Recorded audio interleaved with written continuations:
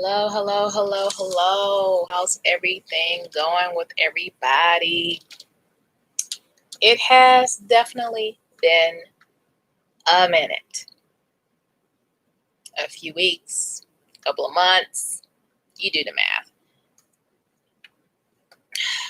Oh, how busy it has been in my life. And also, obviously, in society.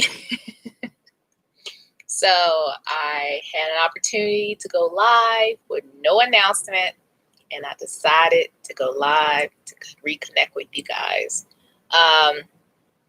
Where do I start? Let's start on some good news. How about that? Well, today was my first day on my new job. Yay! Making more money. It's been a long time coming, okay? That job market is no joke. But I landed it, and today was officially the first day. So I'm very thankful. It is 100% remote work from home because that's what I wanted. The previous employer was very adamant, I guess you can say that, on making sure people know, yeah, just because you can work from home temporarily, we're going to require people to come back in the office eventually. So what's funny is that the CEO finally, I guess when the vaccine started to roll out or whatever, he decided to send out an email. It was one day I was on vacation. It either was December the 17th or 18th. I think it was the 18th. So on the 21st, which is the 21st was December the 21st was, I believe, either a new moon or full moon. I don't remember. But anyway, when I get to work, I see the email, the dreaded email, right? All this time, obviously, I'm applying for positions and things of that nature to accommodate my lifestyle right now. So anyway, it's funny because then hours later, I get an email from this one company that found me. It wasn't the other way around. And said, congratulations. I'm happy to inform you that we are offering you the JOB or whatever like that. The same day I opened up their email, when the CEO of my now former employer said, oh, well, we are a traditional company, and starting February 2021, we're going to start getting people back in the office. Not all at the same time, but, at least 2 or 3 days a week, and people are rotating everything. And you know what? I'm a good 6 hours away from all of that. So once I got the dreaded email from that CEO, later that afternoon, I get an email. Again, this is December the 21st, and I believe it was either the new moon or full moon. I can't remember. All this was going on. I think it was a new moon. I guess new beginnings, right? So anyway, I get that email hours later from that one recruiter saying that I'm happy to inform you that we have a job offer for you. It is permanent. It is 100% work from home, remote. And, we're going to offer you, and this was the price range I gave them, and it is more money than I was making before. A few extra dollars, a few extra dollars. This new company also offers MLK Day. So even though today is my first day, I have a holiday coming up that I didn't have at the last job, right? Then they offer a lot of other things, but what I didn't have, they offered your birthday off, or sometime within your birthday month. You can pick, for your day off, which is considered like, a holiday or whatever. So you get your own holiday, right? And then you also have a volunteer day. One of my employers back in the day, they offered that, and I thought it was pretty cool. I think they offered 2 volunteer days. And they do charity match and all of that. So anyway, long story short, that is good news, guys. This has been getting on my nerves probably for about a good 2, maybe 3 years now, because the last position could have been done remotely a long time ago. And, working for a traditional organization, meaning going to the office and be micromanaged, with someone checking to make sure you're in the seat, them days are over. That is the thing of the past. This is a new era, age of Aquarius, information, right? So anyway, long story short, today was my first day.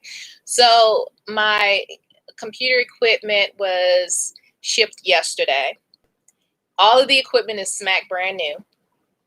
Unlike the last position, everything was hand-me-down. And for whatever reason, our department got the secondhand stuff, This company, nope, everything was smack brand new.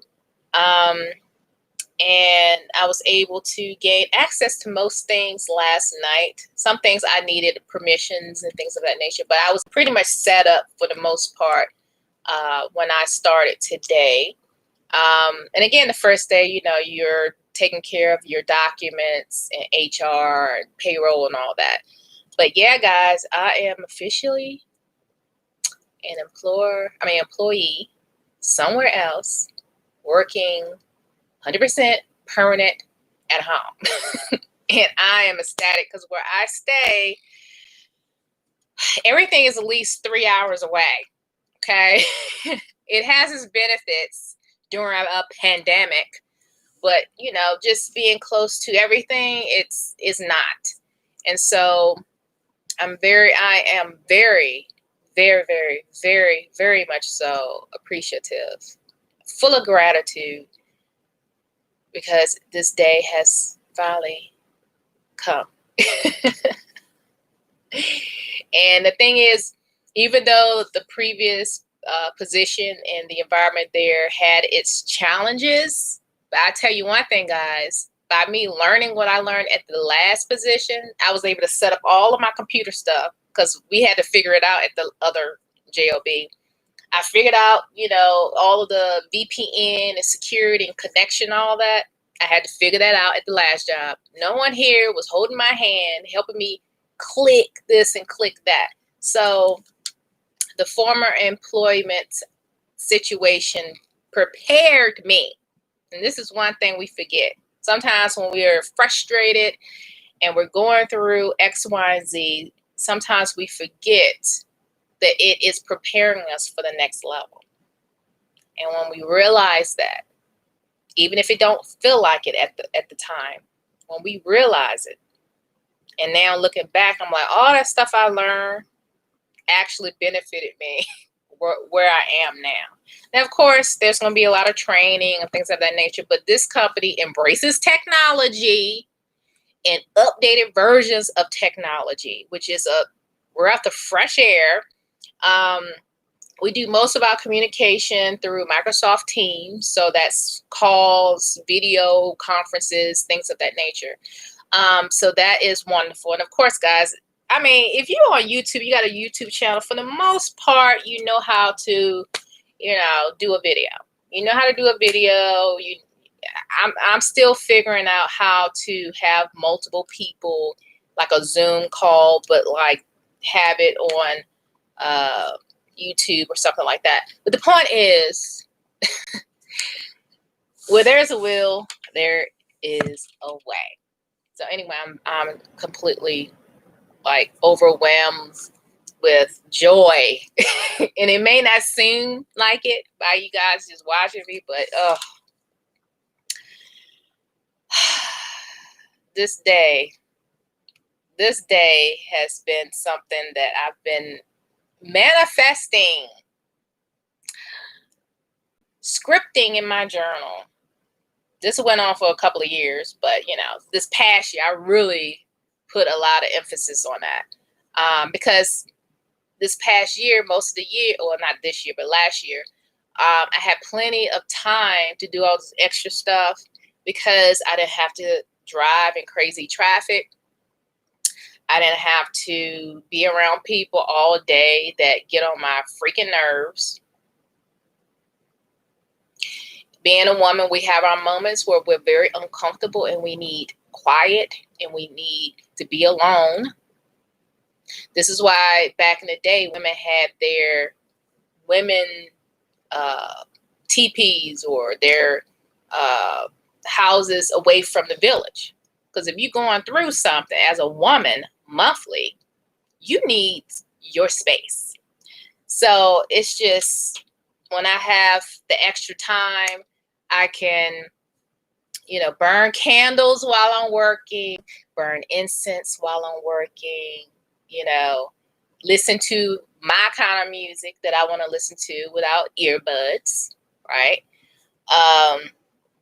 Yeah, I can wash a load of clothes or two without skipping a beat.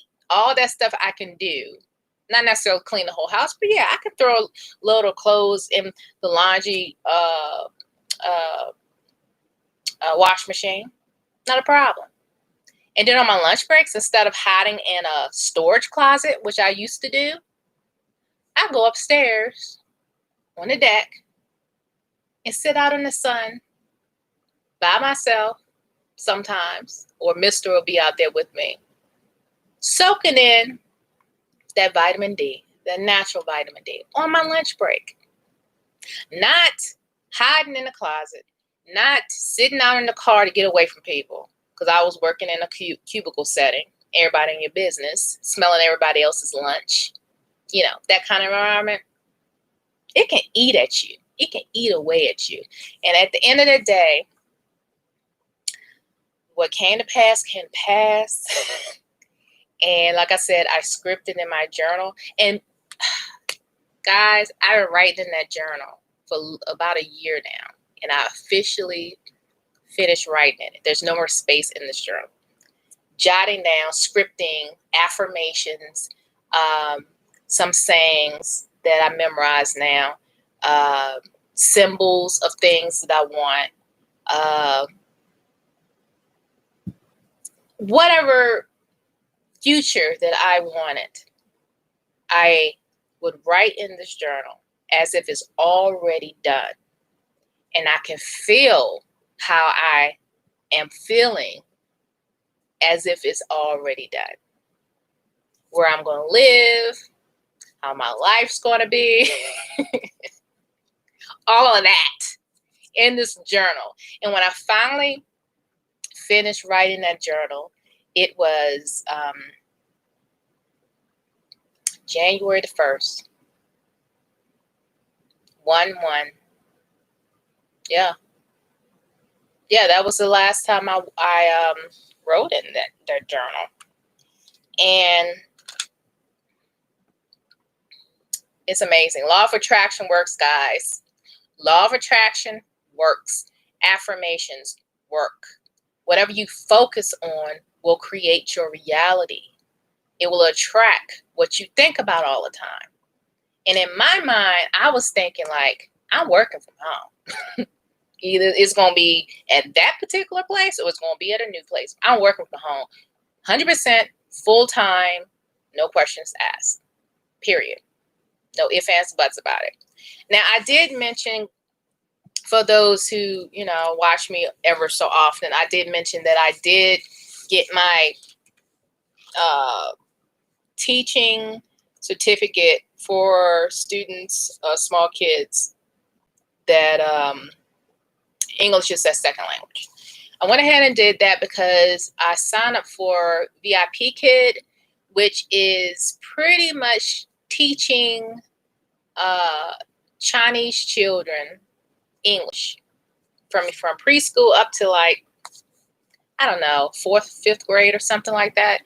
And this was my way of being able to work from home just in case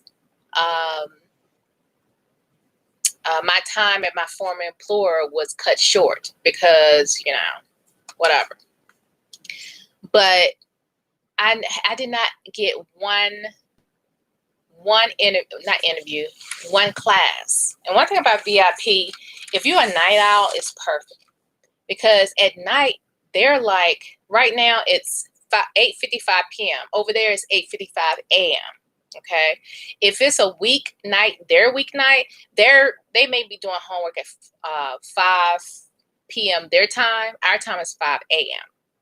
So if you already working a regular job and you're trying to do the VIP kid thing, it may not work because you're already preoccupied with your regular job, and then you might get a notice like, oh, this kid, mom or dad just booked you for 2 a.m. on a Saturday or something like that. Because 2 a.m. or 2 p.m. over there, they may be doing homework on a Saturday. Yeah. So the time period that I selected, apparently, I guess all of the teachers has been there a while and have a following. They probably got all of those time slots. So I did not get not one child booking me to teach them English. And it took me several weeks to get the certification, go through all of that, because it's a contract position. So I had to fill out forms. I had to turn in my transcript from my master's program and my bachelor's program. I had to do a criminal background check like a regular job. I did all of this. And then once I got in, it was more like, well, we don't have the kids for you to start teaching like a regular school, right? You have to compete with the literally thousands of teachers online for bookings.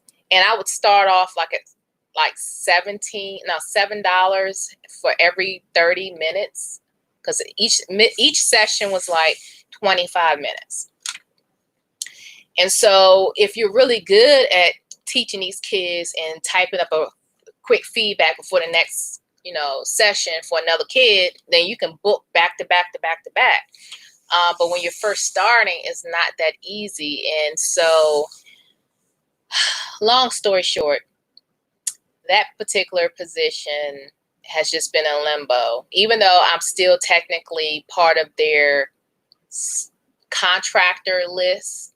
I have yet to get anybody booking me to teach them English. And that kind of sucks because it's like once you're in, now you have to really be extra animated to get the parents and the kids' attention. So they'll be like, oh, okay, I think I want her to be my teacher, right? I'm not an extra animated type person. I'm just not. I'm very straightforward the way I am now. But with children, you have to have like props and, like I bought this, all of the stuff you have to buy yourself. No one's supplying anything. Obviously, my current position, they supplied all the equipment and I got the shipment yesterday. Not VIP. You got to buy all that stuff. Like I bought like little, toys and stuff and ice cream and all of that. And, little cutouts and, if they do a good job, you give them a star. I bought all this stuff. Got a dry erase board so I can write and show them, the letters and stuff. I got a ball because, in some levels you teach them ball, you say ball and all that. Nothing. And I actually like to teach, I definitely like to teach, but for whatever reason, unless you're going to be up at 3 o'clock in the morning teaching kids and being extra animated, it's not going to work. Now, if they were in my same time zone or even Pacific, like 4 hours away or but see, the thing is, you have people who live on the West Coast that probably do the same type of work, but their time frame is probably more ideal versus I'm on the East Coast and I'm literally mirror opposite. Like right now it's 9 p.m. Over there is 9 a.m. So while I'm sleeping, they up. While they're sleeping, I'm up. So I mean, if there's a will, there's a way. And if I absolutely had to, then I would probably just stay up all night being animated, teaching kids, and I'm like having to change my sleeping patterns or whatever. But none of that was a requirement because at this point, you know, I'm in a different space now. So like I said, I'm very happy.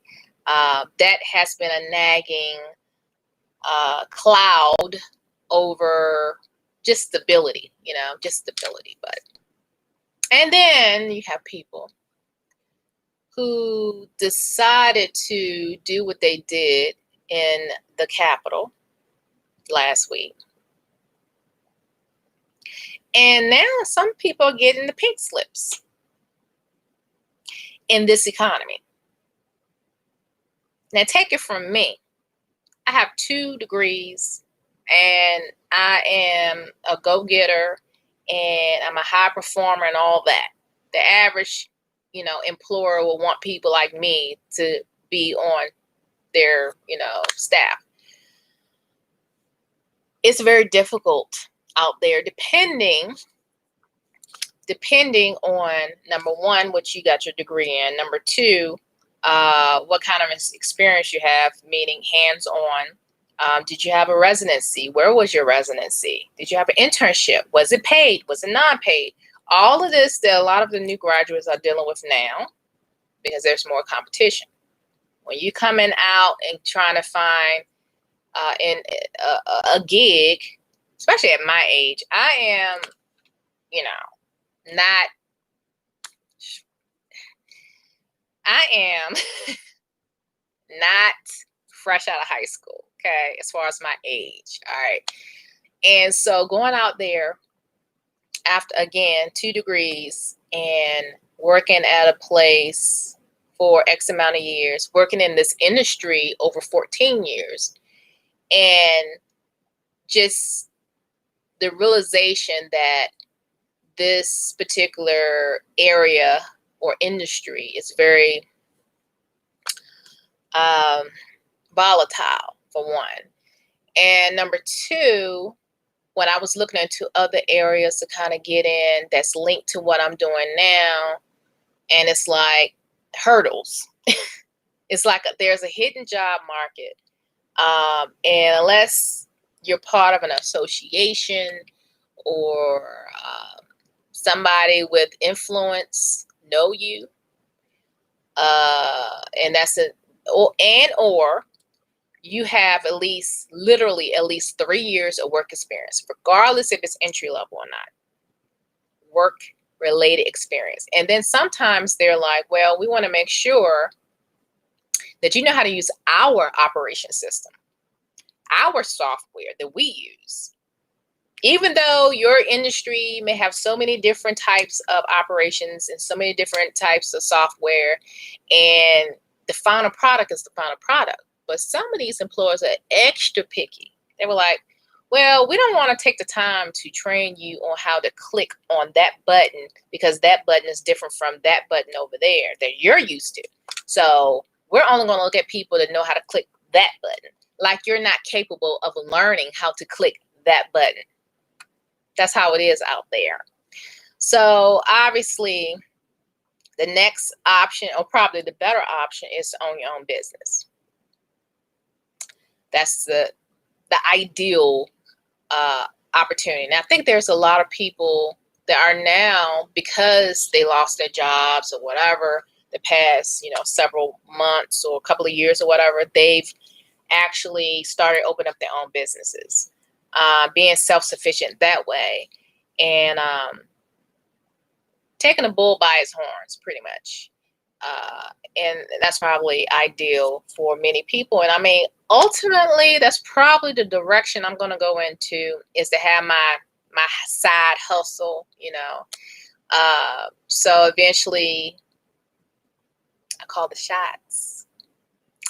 And I'm smiling because get this, guys. Get this. Hi, Ari. I hope you can hear me well. I've been yapping for about 25 minutes and no one said they couldn't hear me. And you're the only one who responded with a hello. So hi, glad that you have chimed in. And again, it's been a while, but I appreciate you watching my videos and contributing to the conversation. So anyway, oh,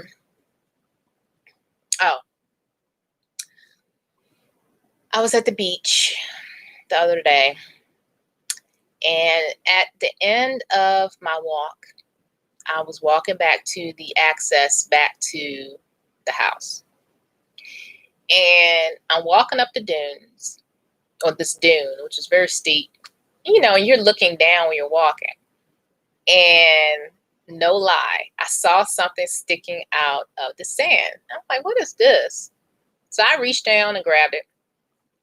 It was a lottery ticket. It was Mega Mill lottery ticket. And it was not recent. This was dated February of last year. Now, let me take y'all back to this whole job situation.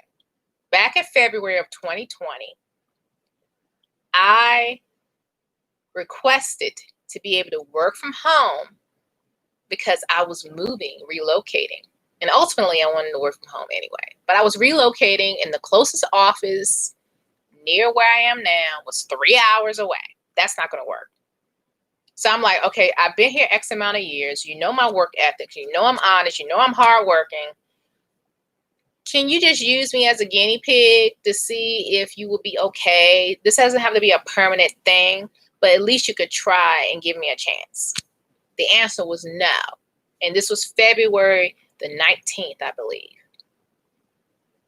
2020. A few weeks later, everything shut down. Everybody had to work from home. Now, I'm not saying I created the situation, but in February, I asked to work from home. And ever since then, I've been working from home. But back to the lottery ticket. That lottery ticket had 5 sets of numbers, dated in February 2020. And I'm laughing because I'm like, why? First of all, this lottery ticket was sticking up out of the sand. And for whatever reason, I looked down and I saw it sticking out. It just rained, I think, either a day or two prior. And this lottery ticket was well intact and it was not wet or nothing. Dated for February 2020. So obviously, if they were winning numbers, it's irrelevant now, it's invalid now because that ticket has expired. But my first initial reaction was, I'm going to take this lottery ticket and I'm going to put it with my candles and my sage, you know, where I keep my stuff. And, you know, I burn my candles and my crystals and everything, you know. And I was like, I'm going to just put it over there and I'm going to go ahead and play my numbers because sometimes I go online and I play Mega Mill and Powerball like once a month. And then I'll go to the retail store to get scratch-off tickets. And then something told me, stupid, you found a lottery ticket with all these numbers on it, sticking out of the sand after you spent time with the elements, singing songs and saying your affirmations. And at the end of all of that, you see a lottery ticket sticking out of sand. Why the hell are you not going to play those numbers? So I was like, okay, I got to play these numbers. And I found the lottery ticket this past Sunday. Guess what Monday was, you guys? 1/11. Manifestation. That was the date on Monday. So on Monday, that's when it dawned on me, or something might have said something in my ear. right? Telepathy or whatever. Why are you not playing these numbers? Why are you not playing these numbers? How obvious, how like blunt and clear do we have to make this? Talking about my guides. Like, look, we put the lottery ticket in your path so you could see it. So anyway, I went ahead, I logged online. I played the Mega Mill and Powerball with those numbers. So I know, I think tonight is Powerball, I think. Because, you know, it's what, 600 million for Mega and 400 or 500 million for Powerball. I don't remember. But anyway, I played the lottery. So we shall say. Also, guys, I bought this book, Woke Don't Mean Broke by Billy Carson. Forbidden Knowledge TV, guys. So I just got this book. And I haven't gotten far yet. I started reading it like 2 days ago. But there is a misconception, and I'm guilty for believing this. You can be abundant and be clear conscious, or as some people say, woke, right? You're awakened, you're enlightened or whatever. You can be that and be prosperous financially. And so, like I said, I was guilty, and I can admit that I always thought rich people were evil, right? A lot of us were taught that. However, going forward, fast forward to now, many of the people that claim or have that opinion that rich people are evil, or the root of all evil is money or whatever, many times they are trying to organize something to help the poor. There's a nonprofit, or there's a ministry in a church that's helping poor people or something like that. At the end of the day, these same people and or organizations are asking for donations.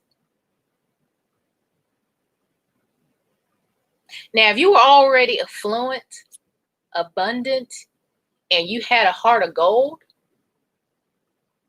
all you would need to do is swipe your debit card, write a check, have a trust set up,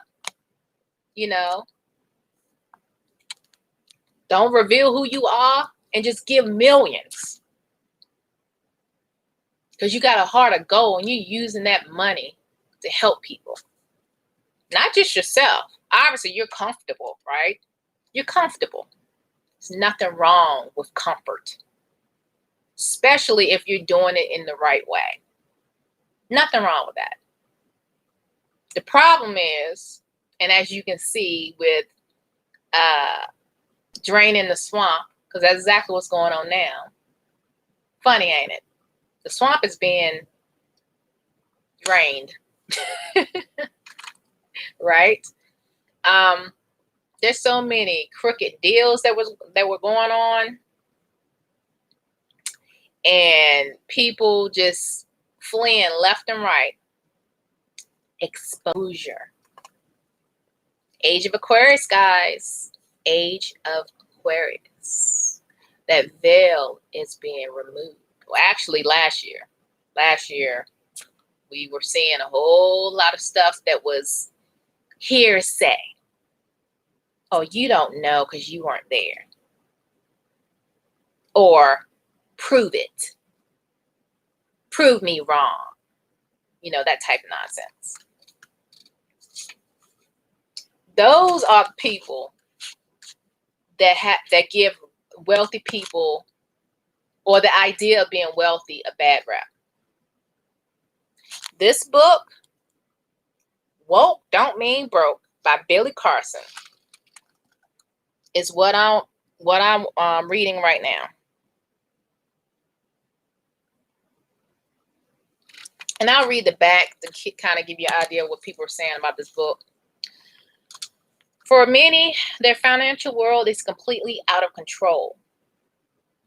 This is your story. Then open any page of Woke Doesn't Mean Broke and gain immediate support and knowledge.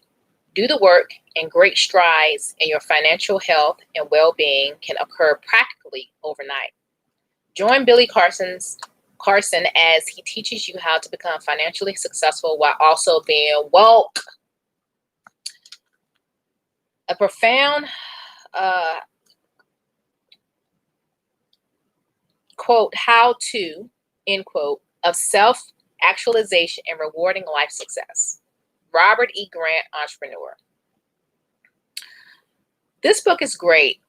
Billy breaks down the fundamentals of uplifting yourself and the people around you. In clear and straightforward terms, he beautifully conveys how to obtain wealth in a positive manner while keeping your integrity intact. Integrity. Intact. And sometimes it's seen as you can't really get there unless you stab people or step on people while you're getting there. You know what I mean? I definitely will be using some of these tips and techniques in my life. Thank you, Billy, for this gem. That was Mayetta Shaw. Mayetta Shaw is an actress and author of Keep It Classy, Co-Parenting Strategies for Unstoppable Moms and Devoted Dads, and Bigger Than Me by Mayetta Shaw. Okay, next quote.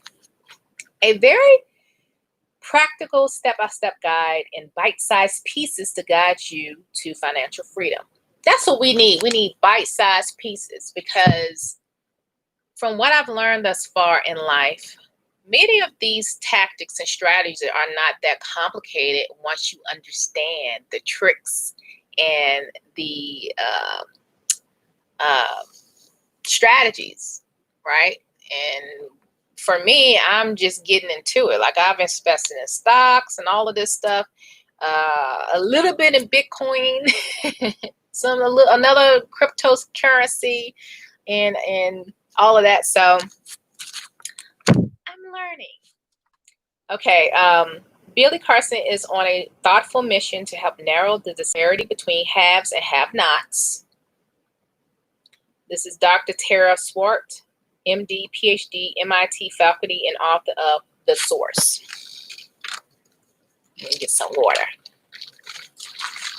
Hi, sweet. Sorry, it took me a while to acknowledge you because I was kind of in deep thought, but thank you so much for watching. Ari says, I'll be 55 February the 3rd. Happy early birthday. Happy early birthday.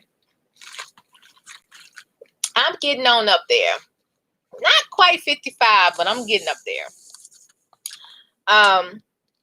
The next quote on the back of this book says, Billy, you have expanded my mind to reach levels of understanding I had yet to attain on my own. Very impressed with this easy to understand treasure trove of attaining financial freedom for all entrepreneurs. Thank you for this. Cruz, American Billboard artist and TV host.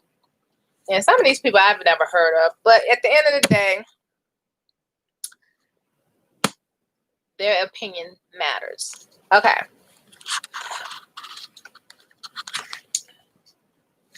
I will read a couple of things that kind of highlighted.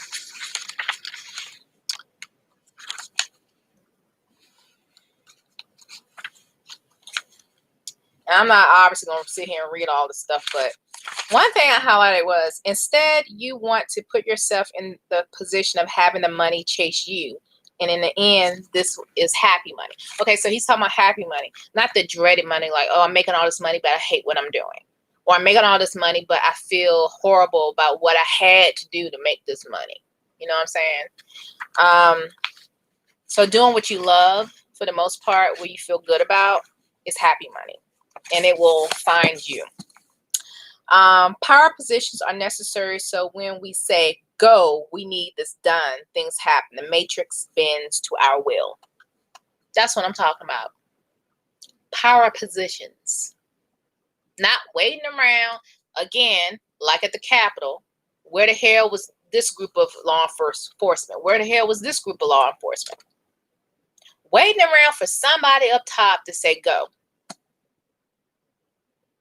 Now, of course, that's a negative, power position by delaying what was needed, right? But just in general, you need to be in power positions. That ain't gonna happen unless you are aligned spiritually, number one. And number two, you got that currency that demands acknowledgement. Okay? Versus you talking all day and ain't got nothing to show for it. So that's a couple of things that kind of like highlighted. Another thing was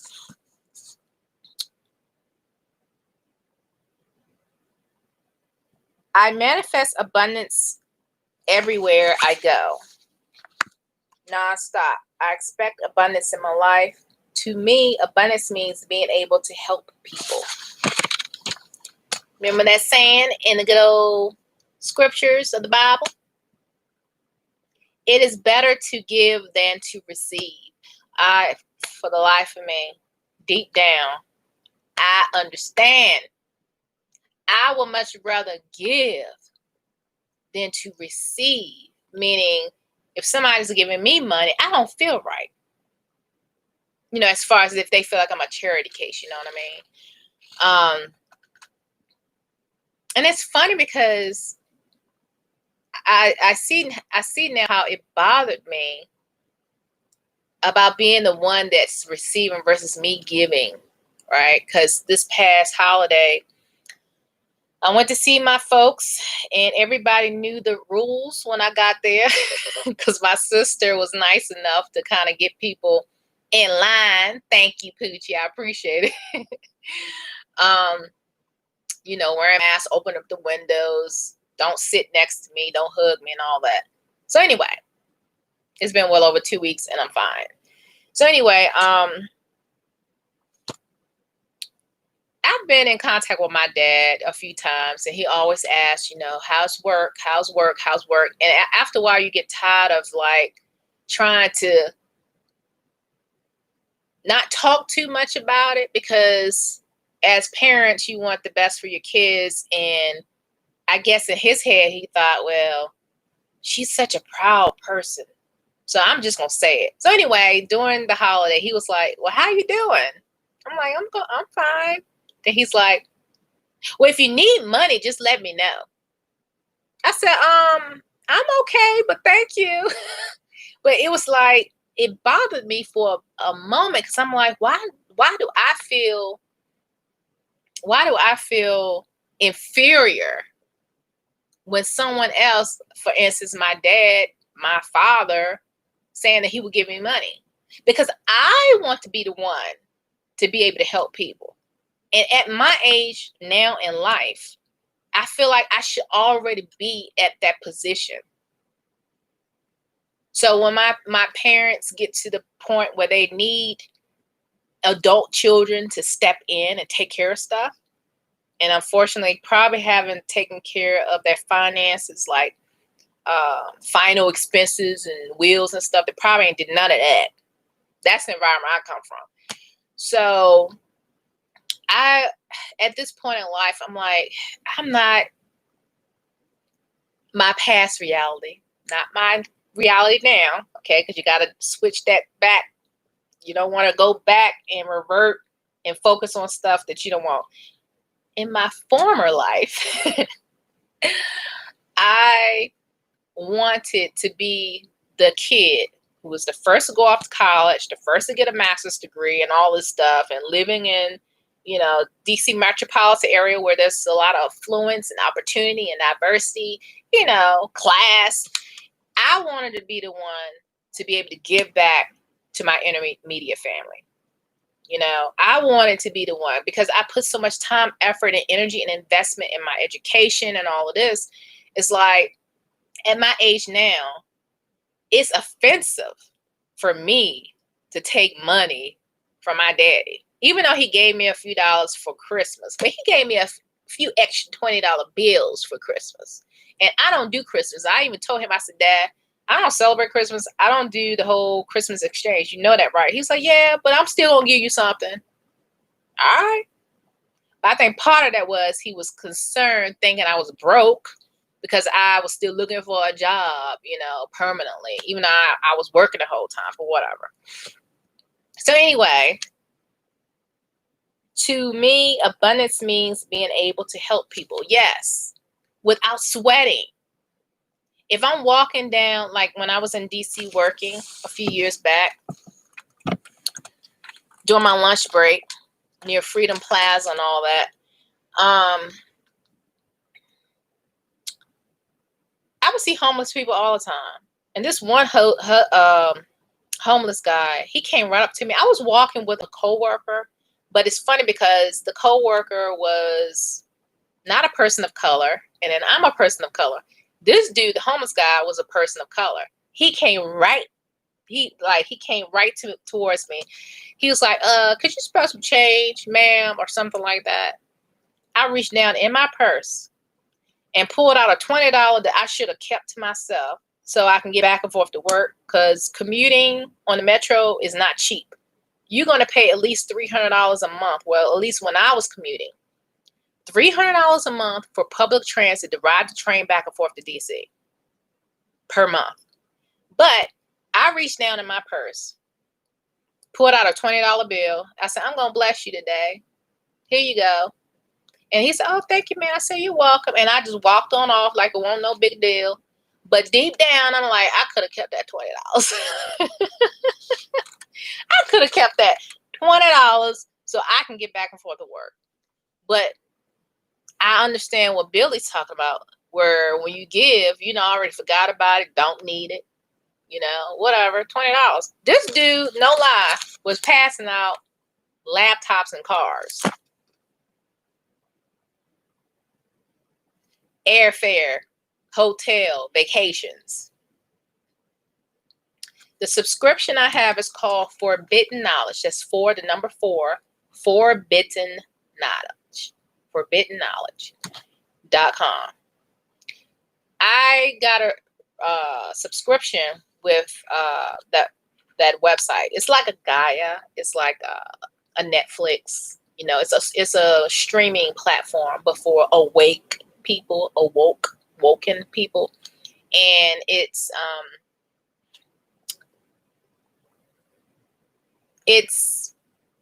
a lot of information on there, guys.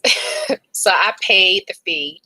I think it cost me $75 a year.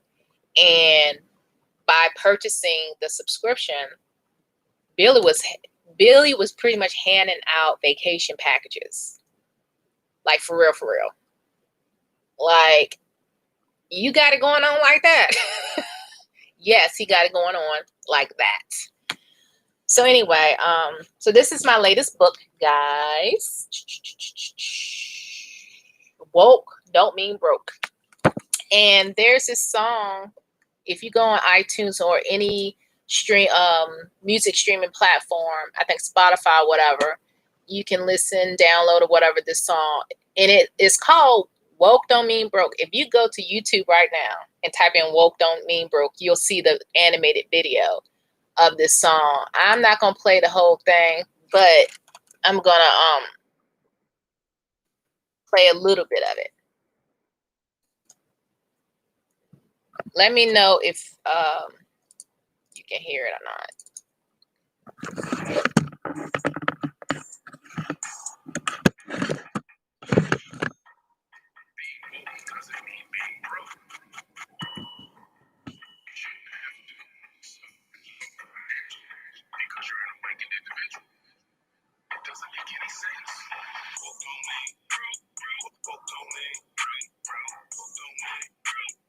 Woke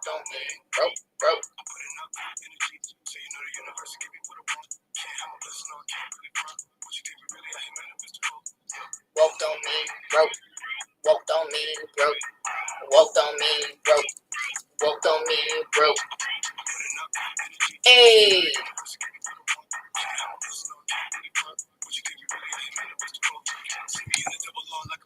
Got them all saying that I make it look so easy. Come and see the Okay, that's all I'm gonna play. And I don't even know if you guys can hear that, but anyway. Woke don't mean broke, okay?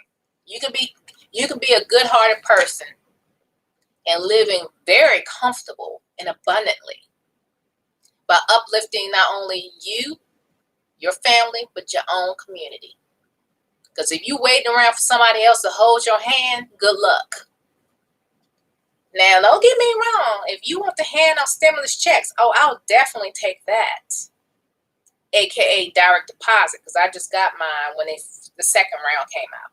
But the point I'm making is $600 is not enough in today's age to live off of. It's something, but it ain't enough. And I'll take it. But I'm not going to depend on some establishment like that to hand me what's owed to me anyway. Okay, there's this other artist. I don't know her personally, but I do know her cousin personally. Her name is Moo Fresh. She's from Baltimore. And she collabed with this artist. Let me go to her energy is just so beautiful. Long story short, she is African American, Native American mix as well. I think her native side is Choctaw. Okay, and they call her Moo Fresh for short, as far as her stage name, but her name is Mamusa or Mamusa Yusuf, if I'm not mistaken. I met her mom at the end of one powwow back in my hometown in Virginia. Her name is Hummingbird something, and she was really nice too.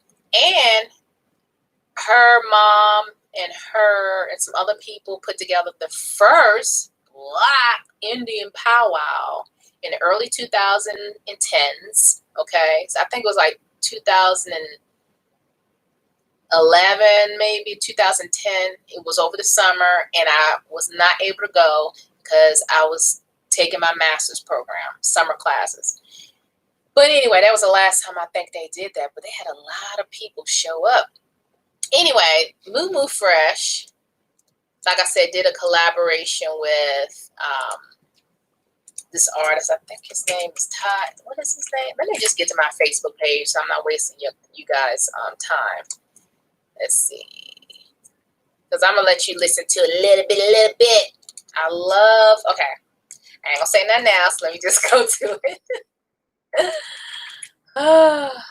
That's another song I'm going to download very, very soon. Okay, hold on.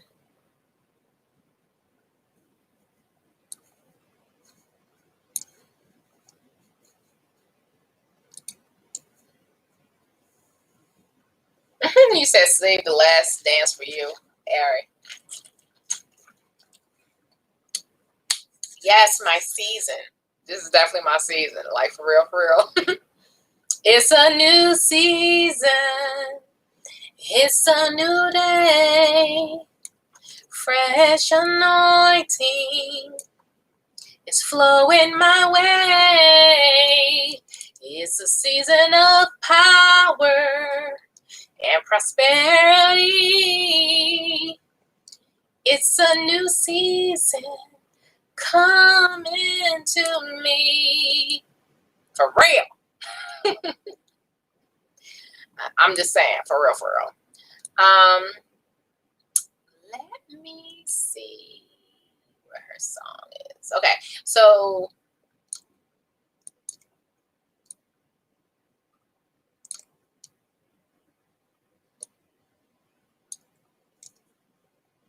okay. Mamuna Yusuf. That's her legal name, but they call her Moo Fresh.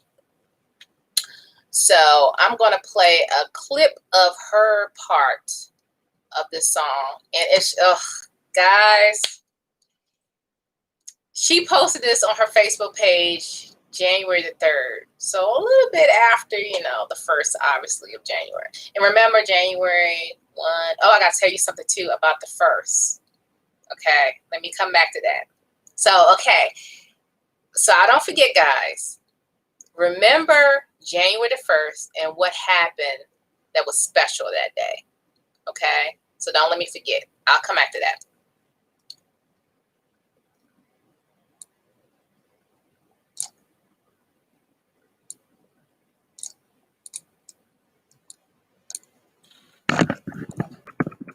Let me make sure I have this up. The volume.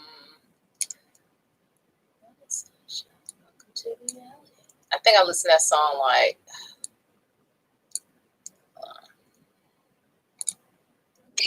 Okay. All right, I'm about to play the clip. This is not all of what she said in the song, but it was timely.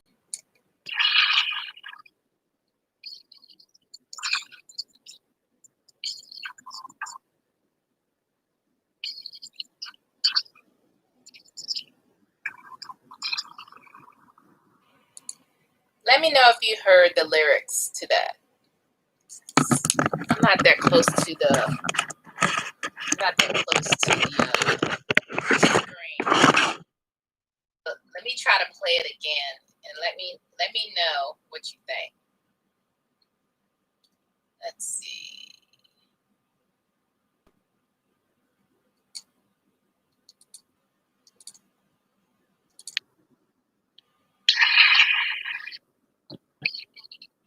Oops, sorry.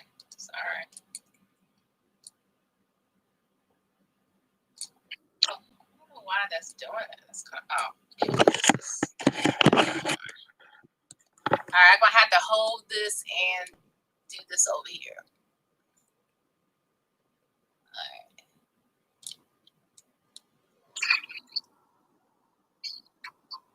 Get started over.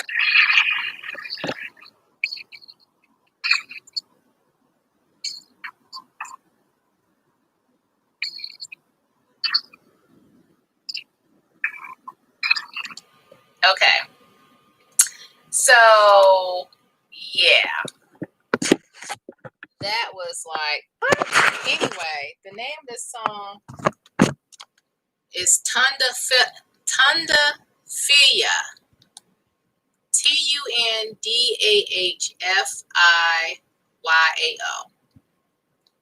And the lyrics that stood out to me, she says, I've got 7 incolonized names to explain my gallantry. I'm a galaxy, but for short, you can call me Your Majesty. I was like, what? What? And she's such a conscious hip hop singer. She kind of reminds me of a little bit of Lauryn Hill, a little bit of a Jill Scott, kind of mixture with her sound. But yeah, I am a huge fan. And like I said, she's from Baltimore. I'm cool with one of her cousins. She's been within the powwow circle for years. But here the past, I don't know, 5-6 years, she's been traveling a lot with her music career. She's done work with Common. She's done work with The Roots. She's been on Tiny Desk. So just look up Moo Moo Fresh. But yeah, that's one song that I really like. When I first heard it, I was like, yes, Age of Aquarius. And then let me see. I don't know. I can't really hear the volume on my laptop, and I'm hoping, guys, that that on your end you actually could hear the lyrics. Could you hear the lyrics, guys? Could you hear the lyrics? Can you hear it?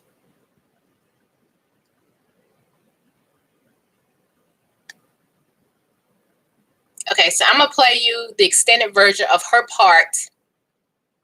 Okay, I'm going to play the extended version of her part in that same song that she's collaborating with somebody else. But actually, you know what? Instead of doing all that, I'm because some of you saying yes, you can hear, some saying you don't. So just for the sake of this, I'm just going to put the link in the.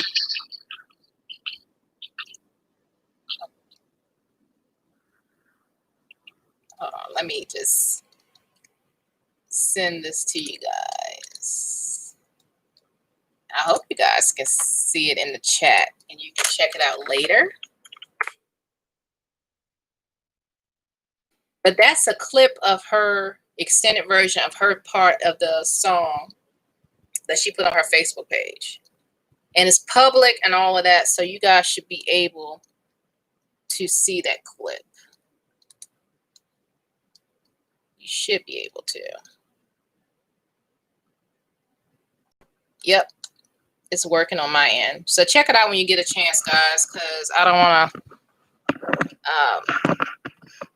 cause any more delay in what I'm talking about. Anyway, Mumu Fresh, she is Afro Native American, representing both very well. And she's doing big things. And like I said, she is a force to reckon with and all of that jazz. Okay, so Ari says, I didn't know you can sing too. Sweet says, okay, you can sing. No, okay. Thank you for the compliment. I mean, I could hit a couple of notes. I could hit a little couple of notes or whatever. You know what? While I'm thinking about it,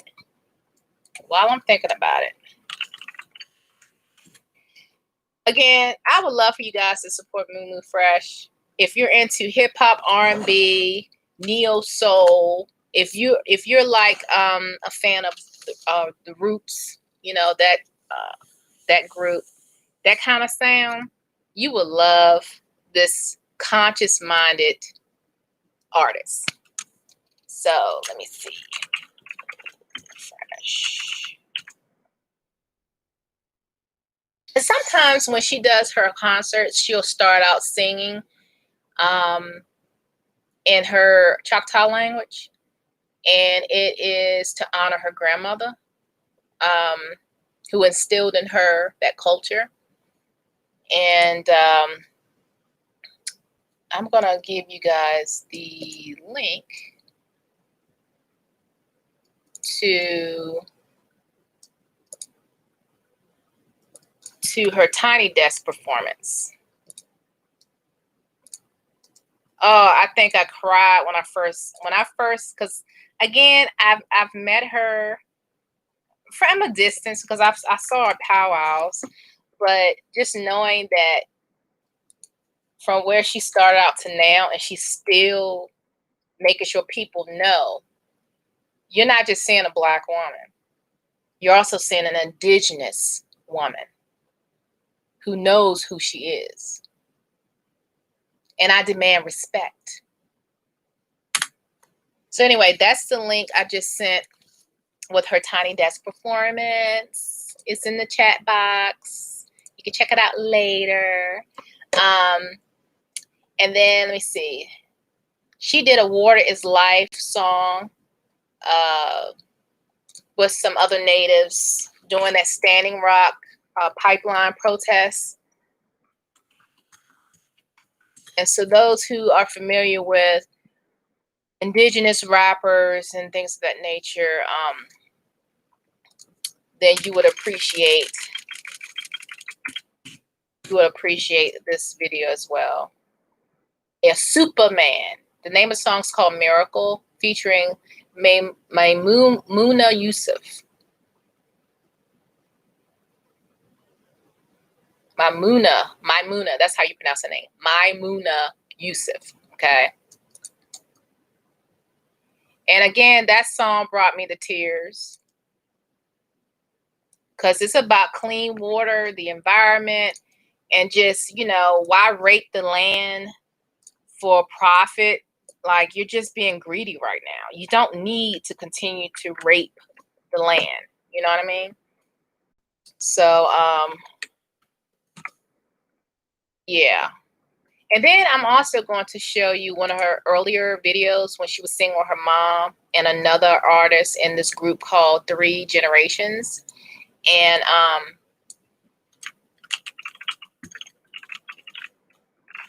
That is also um, a platform where she would sing in some Choctaw, whatever like that. And she was on back in 2019. She was on Black Girls Rock, which I'm gonna show y'all that in a second.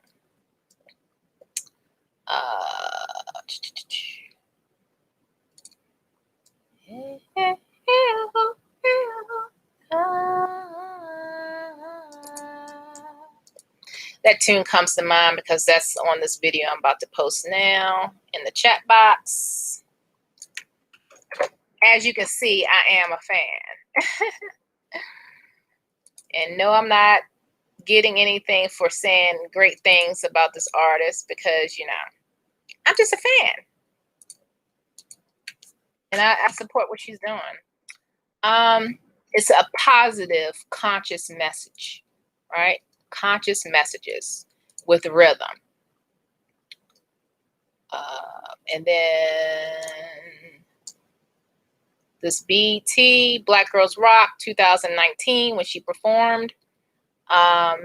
This was in honor of Sandra, who was killed in jail. So let me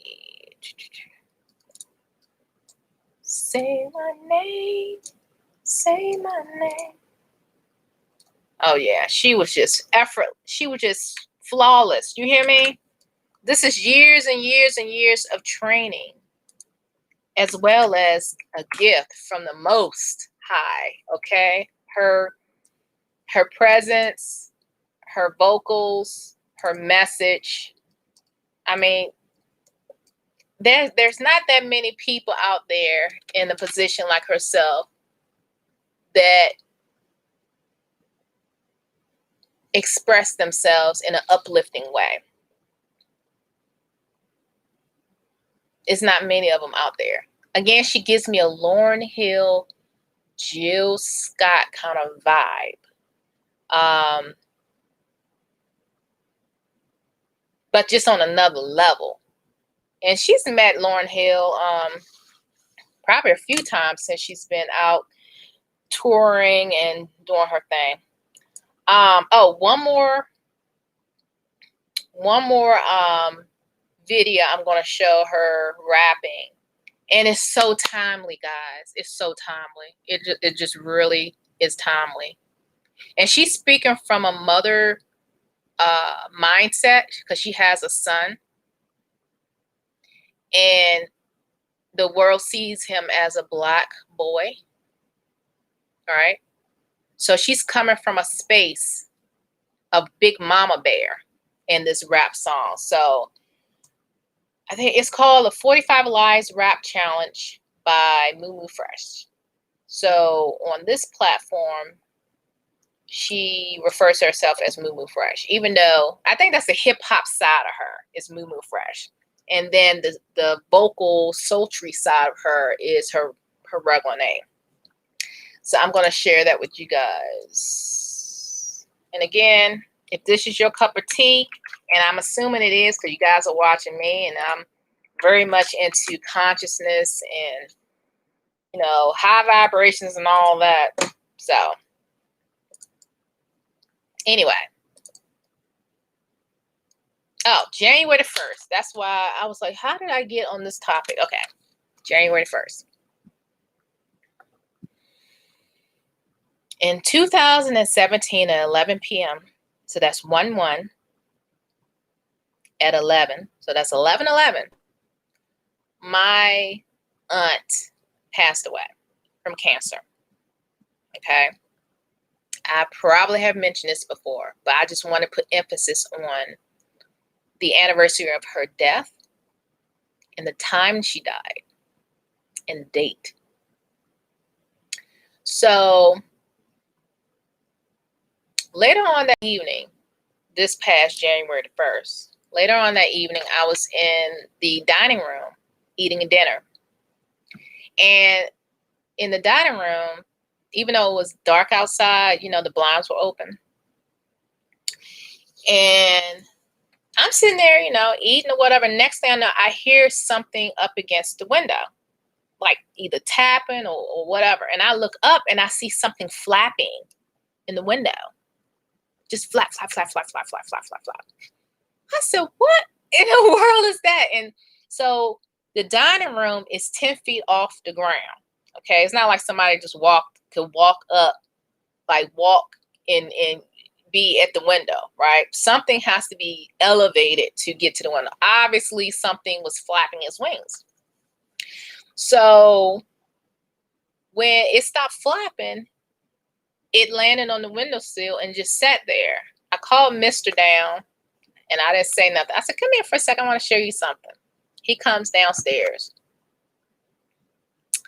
And I said, do you see that, what I see over there?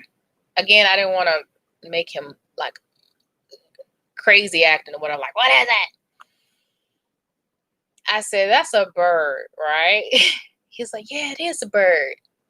And the thing is, this bird, we opened up the blinds and looked at the bird and had the flashlight on it, trying to take pictures or whatever. This bird literally turned all the way around and looked up at us like this, like this. Because we were trying to figure out what kind of bird is this, so I can look it up in my bird book and symbols and meanings and stuff, because there's a meaning for everything. And this was a messenger. But it didn't dawn on me until after it settled, like what happened. But anyway, this bird stuck around for about 5 minutes. And then when we turn off the flashlight, it started flapping again at the window. And of course, it's not a reflection because it's at night versus in the day. If bird sees a reflection, sometimes it'll think it's another bird and wants to fight it or whatever. No, it was at night.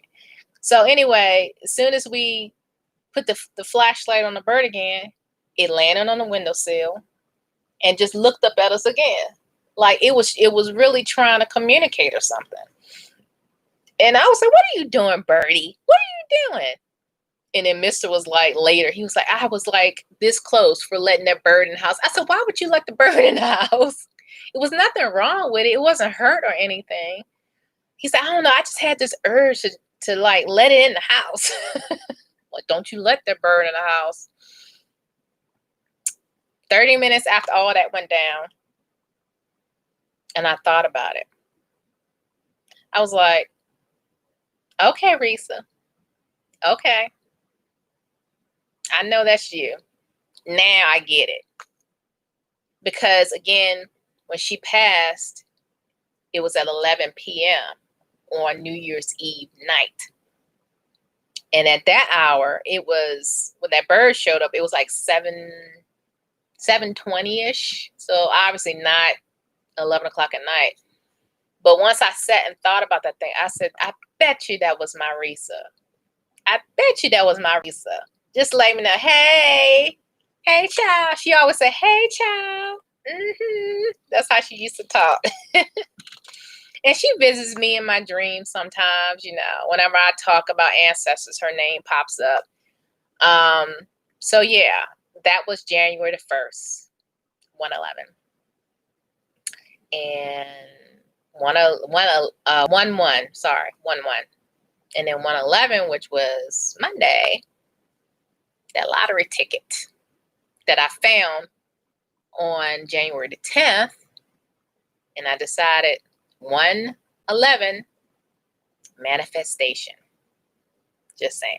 Again, guys, I see those numbers all the time, all day, every day. Either 111 or 1111. Since September of 2012. The same every day. 111 or 1111, I'm seeing those numbers every day. And so anyway, 111, obviously January the 11th. Get this. And I didn't even do this on purpose. On 111, Monday, I look at, how you glance at the corner of your monitor to look at the time. It was 11:11. So it was 11 a.m. and 11 minutes. And then I remember saying, start saying your affirmations. I am loved. I am respect. I am wisdom. I'm intellect. I am discernment. I am ancient. I'm indigenous. I am royalty. I am favored in high places. I am high places. I am co-creator of my realities in all dimensions. And then at 1 p.m. and 11 minutes, I look up, I see 1:11. Affirmations again. I am royalty. I am home ownership. I am wellness. I am wealth. I am healer. I am teacher. I am mother. Like, I was just constantly going through these affirmations. I am, investor, right? I am boss of my reality. Then come 11 p.m. Again, I was not looking at the clock. Glance, 11:11. I am royalty. I am regal. I am wellness. I am. And then I start saying this phrase that I memorized. Large sums of global currency come to me quickly and easily in increasing quantities for the betterment of all that I get to keep and enjoy. Large sums of global currency come to me easily and quickly for the betterment of all. Well, increasing quantities for the betterment of all that I receive and I get to keep. Enjoy it, right? Because a lot of times you get money and you got to hand it over to somebody else because you got to pay something, right? That's what I did. And later on that evening, it dawned on me. Remember I told you in the early part of this video, it dawned on me. Why are you not playing those lottery numbers on that old ticket you found sticking out of the sand the day before? You better go play them numbers. And then I rushed and got on the computer, right? And played those numbers, the Mega Mill and the Powerball. So we shall see. Let's see, guys. Sweet says she would check it out. Okay, Miss Mariah Carey.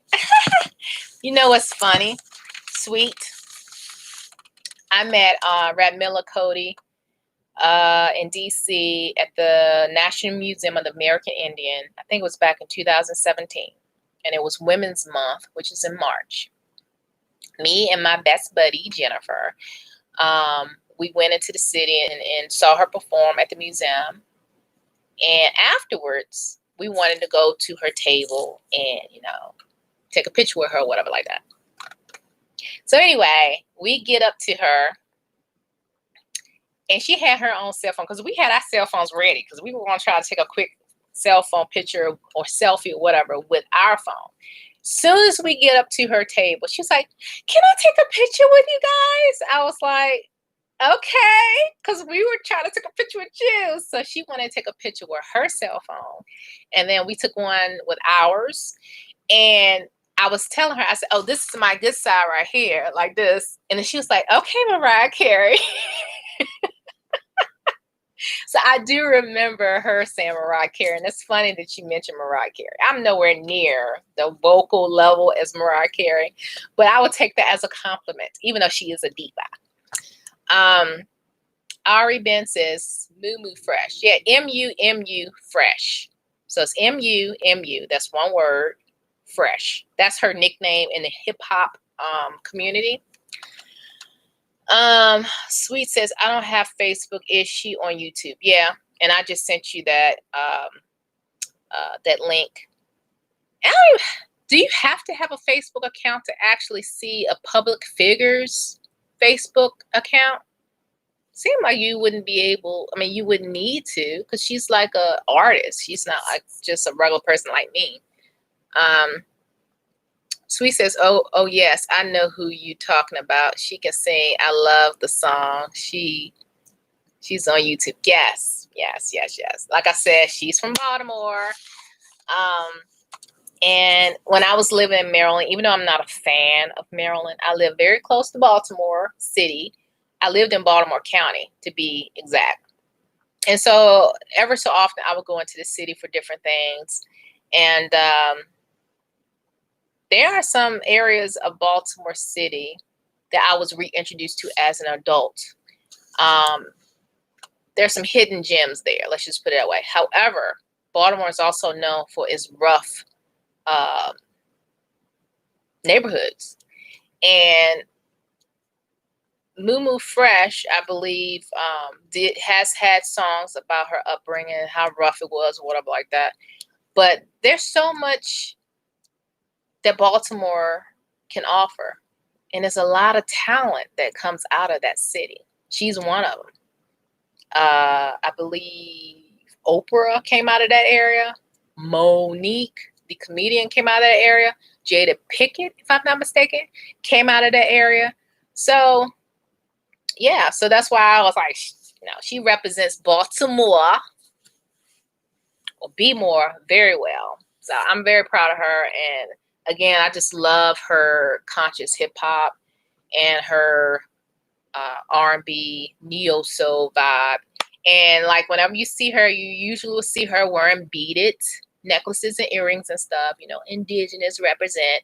She's also have worn or has worn some beadwork to her cousin. The cousin that I know that I hung out with, he made her a few pieces of beadwork. So I've seen her wear his pieces, whenever she's performing or whatever. So that was pretty cool. Sweet says her voice is powerful. Yes, it gives me like goosebumps and chills whenever I would hear her sing.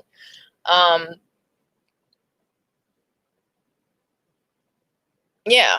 So anyway, I'm just thinking of some of her lyrics.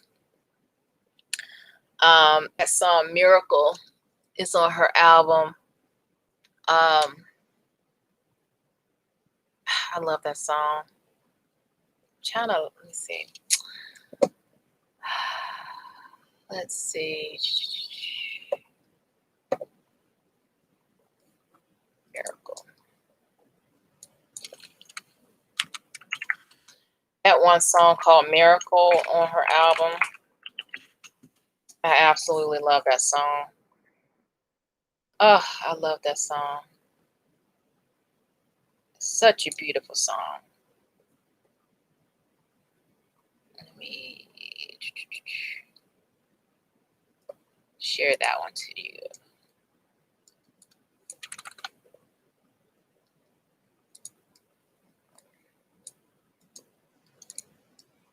I'm kind of like sitting a kind of awkward way, and that's why I have to straighten up like that.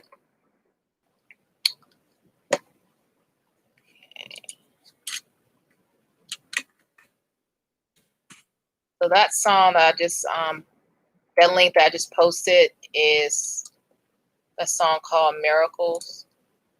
I love that song. Can you hear that? I am ready. Can you hear that and hear me talking at the same time? I am ready to be vulnerable. I am ready to willingly let go. I'll be unknowingly in love.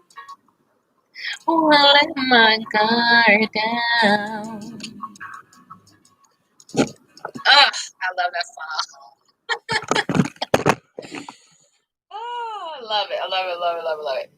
Okay, enough of Moo Fresh. Again, she's Afro, Native American. She represents both communities very well. And I give her props. So, let me see. There's a lot going on, obviously, and I'm trying to make sure I don't forget anything because it's been a good 2 months since I've been live, and I definitely have not been out of touch, guys. I have not been out of touch. I've been very much aware of what's been going on, even though I'm somewhat remote away from DC and all that. Because again, it's interesting how I relocated out of the DC and Baltimore metropolitan area or Baltimore region and DC DMV area right before everything started popping. And two of my really, really good friends left too this summer. 2020 summer. They had everybody had their reasons why they left, but for whatever reason, and I've been hearing this too, more and more people are going to be migrating away from metropolitan areas, big cities, things of that nature. They're going to be moving away from that for different reasons, But yeah, I live somewhat remote away from all of that. But being that we have social media and, video conferences and Zoom and all that stuff, I'm very much still connected to what's going on now. Most of the globe, even probably the aliens out in outer space, know what the hell has been going on with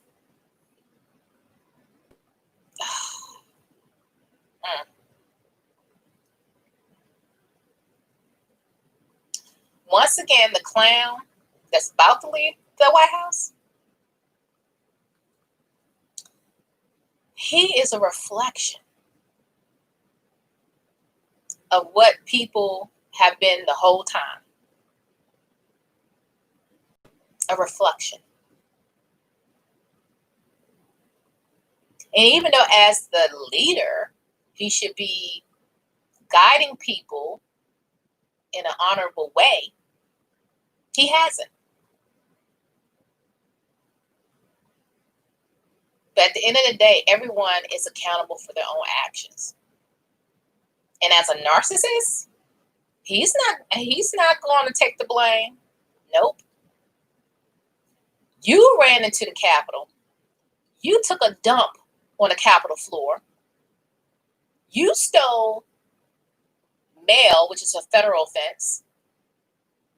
You vandalized the place. Those are your actions.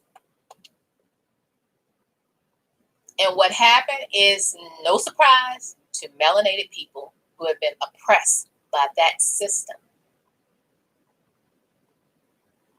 So no, I haven't been completely remote, completely off the grid, away from all of that. Oh, I have definitely been eating my popcorn and sipping my tea. Sipping my tea.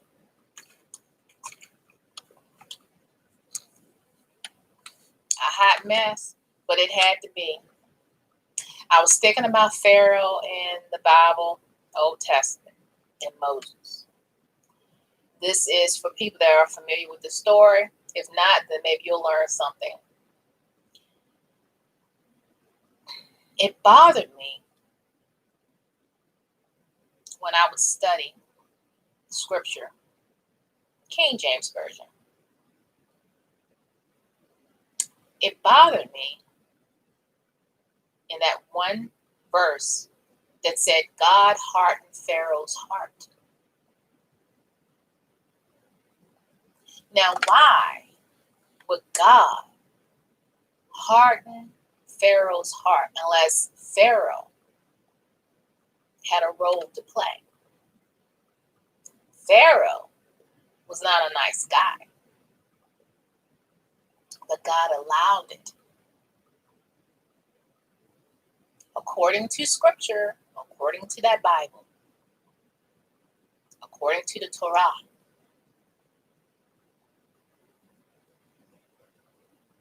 God hardened Pharaoh's heart.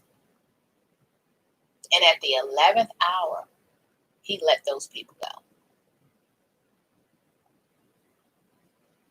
All kinds of plagues and all kinds of devastation happened. God allowed that.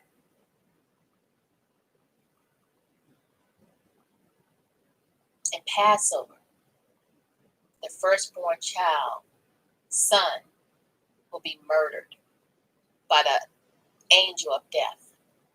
God allowed that. And those who listen stayed their butt in the house. And according to scripture, they put lamb's blood on the threshold. That was their protection.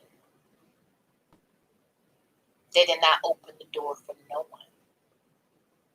No matter how many screams and wailing that you heard out there, you were required not to open that door. Again, God allowed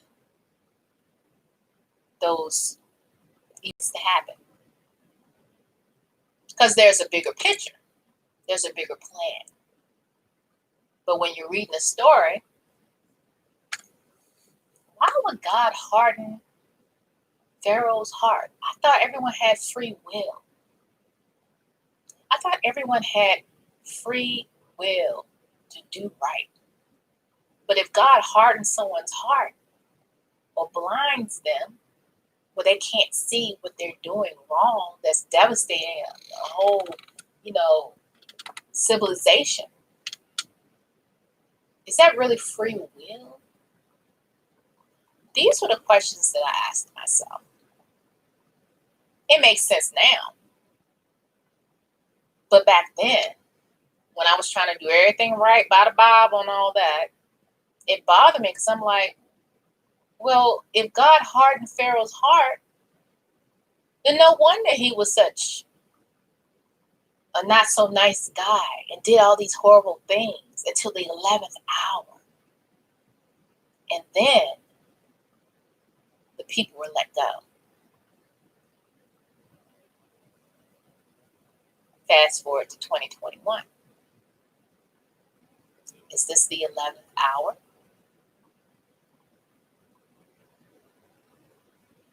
I think it is. This is a new age of Aquarius I've mentioned before. From what I've learned, this is an age of information and revealing and declassifying and all this stuff. And apparently we're supposed to see more things that were hidden, that were overlooked. People were mocked for sharing what they've experienced. All of this stuff is going to be revealed. There's a bigger plan. There's a bigger picture. And yes, the clown in the White House is a complete narcissist. But if you remember Pharaoh and Moses, God hardened Pharaoh's heart. What makes you think he's not hardening the folks who ran in the Capitol's hearts? The clown in the White House and his minions, despicable's hearts.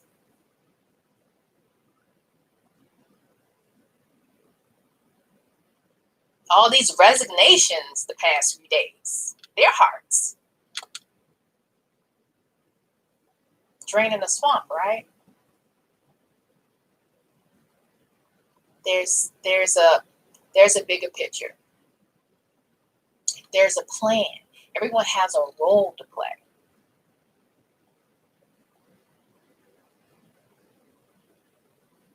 I do believe in different realities.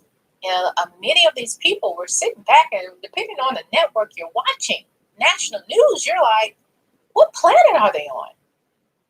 What universe are they on? What?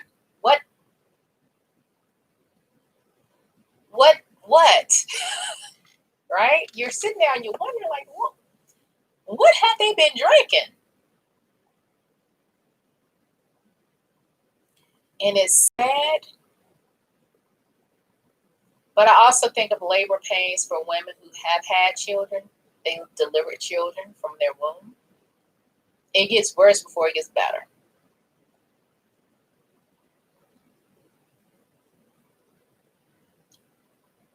Moses, children of Israel, had to suffer because it was ordained. It was part of a bigger plan. Of course, they didn't see it then because it was going through it. It was part of a bigger plan. You know what I mean? And once they got out of there, apparently Pharaoh decided, no, I don't want them. I don't want them to have their freedom. I want complete power over them because they're beneath me. Apparently him and his crew ran after them. And apparently they all drowned going after God's people. Now, those who drown along with Pharaoh, according to scripture, King James Version, did they all hate the children of God? Did they all hate the children of Israel? Or were they taking orders by that person who held that power position?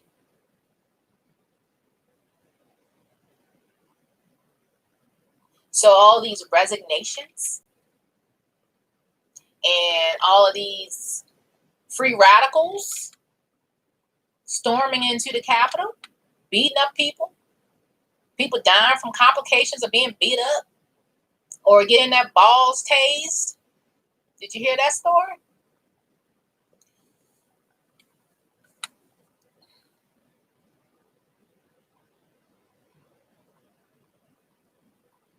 They were just following orders. But everyone has a role to play. Everyone. And even though it really gets under my skin, the inequality, supremacists, and just disgusting behavior. It's been there the whole time, guys.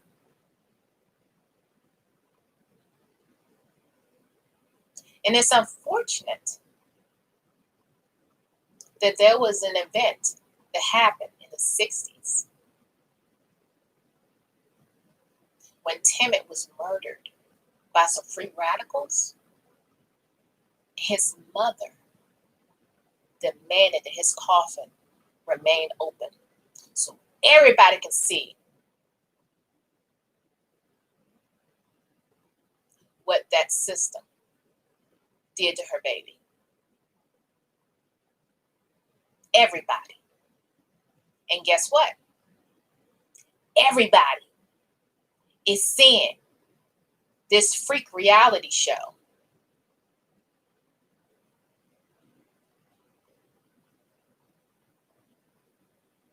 Under this current system, in order for folks to wake up. It took free radicals to cause all of this damage and disrespect to their flag and disrespect to their officers and put fear in the establishment. Now all of a sudden, I don't approve of violence. There's no excuse. How dare they do that? You didn't see it all along? Because again, people of color, melanated folks, this is nothing new. But no, they knocked down your door. They peed and dumped on your floor. They broke your windows. Chickens came home to roost. Oh, how dare they? This is an embarrassment. This is not America. Yes, it is. It sure is. Now, as a team, as one big community, we can make it better. But you have people who are so fearful that their power and their control is going to be snuffed out. So they will much rather kick and scream and holler and beat up on people. And they call that patriotism, apparently. Do you know they finally defined what the hell happened as what it was? No, it was not rioters, protesters. No, call it what it is. If it was some foreigner coming up in there, you know what they would have called it. No, call it what it is. And now I'm noticing many networks, not all, but many of them, are calling it what it is. You had to see all hell break loose in your precious government building to realize that was going on the whole time. They were wearing their hearts on their sleeves. But that's been there the entire time. And all that clown in the White House did was open the gates. That's it. That's all he did. Being the narcissist he is, he could care less about those folks. He's in it for himself. There's no doubt in that. But his followers think he cares so much about that. And it's not the case. So while you going in there hooping and hollering and climbing walls and stuff, remember that border? Remember that? Remember the border? Built that wall? But yeah, you're gonna go to the Capitol and climb that wall? Then I saw a video. I saw a video of this poor Billy Bob Trumpster who got rejected from boarding an airplane because he was on the no-fly list. He had a complete meltdown. I'm sure if you haven't seen it now, all you got to do is Google it, YouTube it, or whatever. You'll see the video.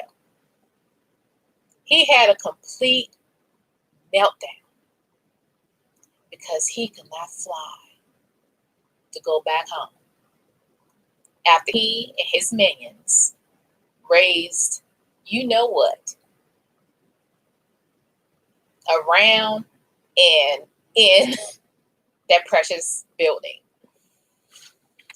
As my melanated family sitting back, eating popcorn, sipping tea, like this.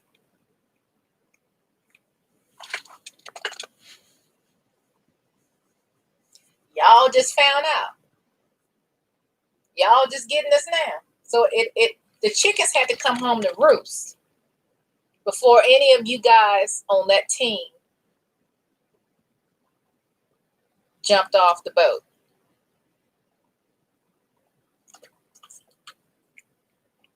Yeah. Okay. Sweet says Moses told him he won't change. Yeah. Yeah, I remember that. Yeah, Pharaoh kept going back with the snake and the staff and,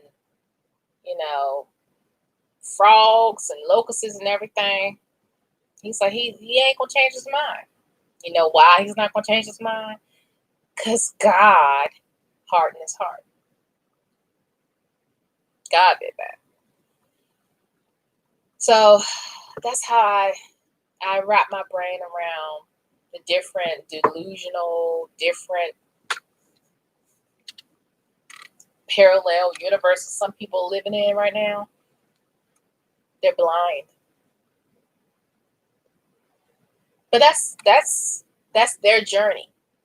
We all have our journey to get back to the highest divinity, the highest dimension. That's the goal spiritually, is get back to the source. Spiritually, that's our goal. And some souls, spirits, they may be on a different level, low vibration level. And then you have those who are elevated because maybe in another life or so, they had to learn lessons. And then when they came into this reality, they had already learned lessons and they were able to elevate a little bit more, a little bit more, a little bit more. It reminds me of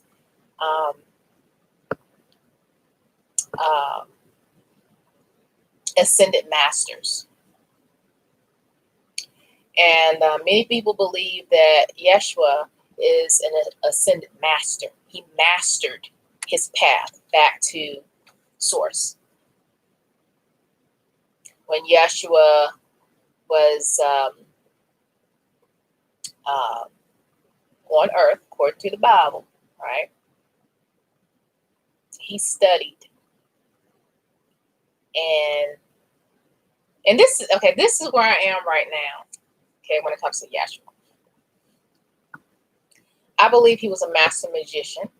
I believe he was an alchemist, or is an alchemist, an ascended master, and a teacher. And there were some things that he did, and it was all about faith. Know it, believe it, feel it. Law of attraction. But he was so elevated spiritually that he ascended back to source. Yeah, I mean, you could take that or leave it, as far as, how you see Yeshua, or if Yeshua was ever, a real person or whatever. Take it as you want, but we all have our different paths, and, it is what it is.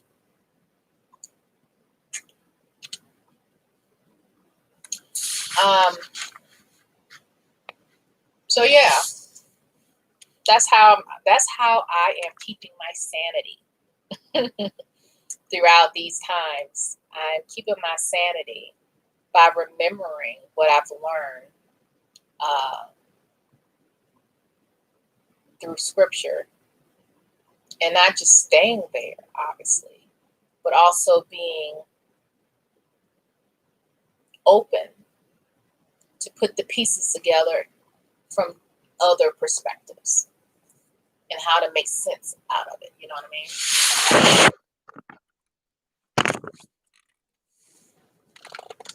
So that's that. And that's pretty much all I have to say. I mean, it was announced that this pharaoh, modern day pharaoh, has been impeached again. The only president to be impeached twice.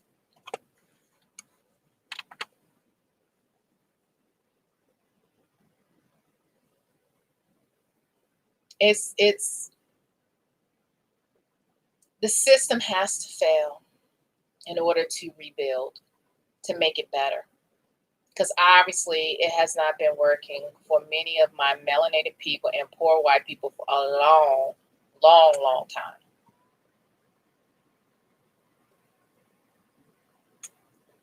Tear it down and start over. That's why we're in a new age. That's why we're in a new age. That's why we are in a new age, and those people, those millions those free radicals, they are part of a ball of people, ball of energy that is kicking and screaming, trying to hold on to the past,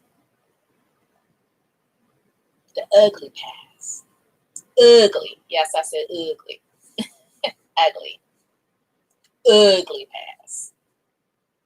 They're trying desperately to hold on to it because they're so afraid. So afraid. You know why they're afraid? And there's different categories of people, but I'm thinking about the people that apparently don't see color. The people who have a black friend, so that means they're not racist, right? Not understanding why there was a need for affirmative action, right? These people. If you flip the script, you ain't stupid, and you're not, and you can play dumb all you want, but you're not stupid. You try to act all oblivious of all the struggles most melanated people had to deal with in this society, in this country. Oh, well, they got a nice job. They're able to live in a diverse community with other people.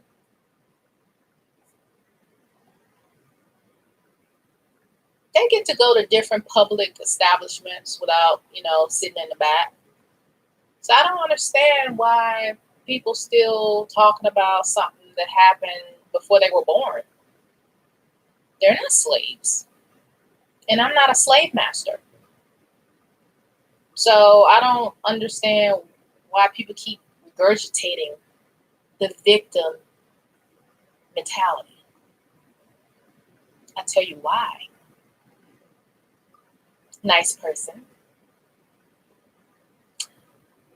The reason is because everyone is not benefiting from this society.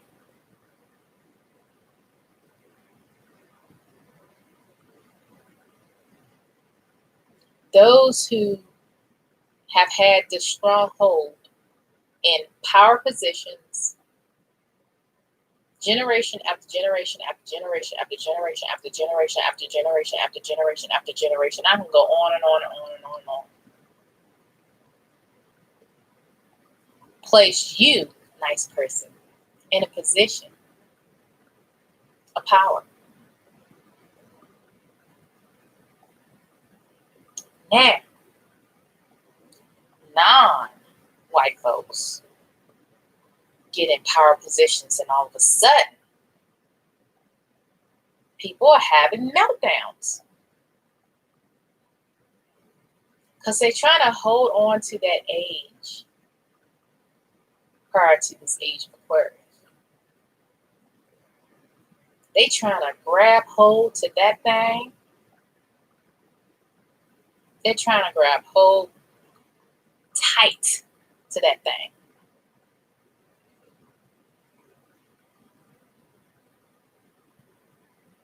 The planets lined up. Remember Jupiter and Saturn? They lined up. That was last month. No matter how much kicking and screaming you do and shouting, that's old news. Us melanated people looking at the news like, y'all just found out. Oh, so when we say X, Y, Z went down, we lying, even though we got cameras recording everything. Really? How does that work? So we sitting back, eating our peanut butter and jelly sandwich, feet up on the sofa.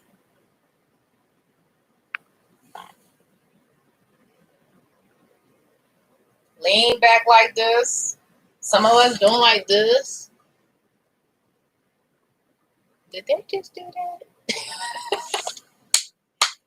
are we able in this day and age, descendants of victims of this society, descendants of the horror, the nightmare of this establishment. We had front row seat, a front row seat to all of that.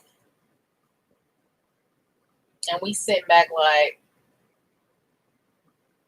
it's God. Like, I think I'm saying what I'm saying, but you allowing us to witness this as people of color to the what was going on with the overseers and the masters? Overseers and the masters. Chickens coming home to roost. We're witnessing it. Wow. Wow. Love Legacy 500. Hi, how are you doing? The NCY native or Indian.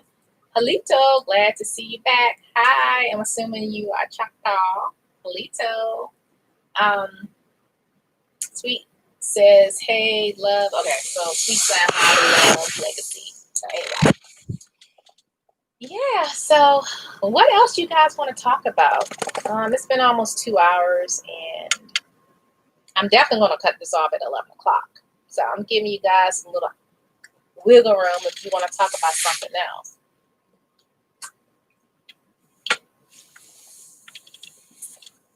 Don't be shy. Let me see. Let's see what I can talk about. Oh, I saw the movie The Photograph on Amazon Prime the other day. And let's just say it gave me the Love Jones vibe. Love Jones, I believe, came out in the late 90s. And I think there was Tay Diggs and Nia Long. So it was giving me, a little bit of the Love Jones vibe. It was a very beautiful movie. There were some sad moments, but it definitely was very beautiful. So if you love romance, check it out.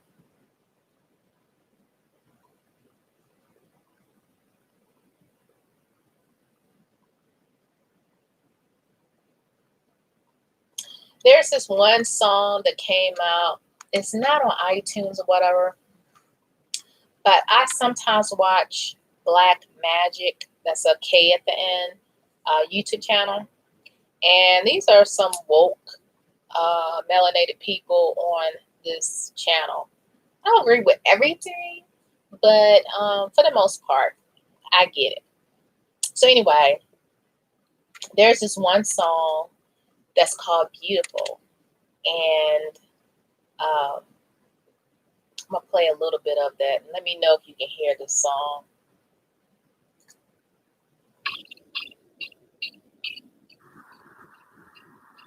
I'll put the link in the description box, the chat box, so you can go back and check it out yourself.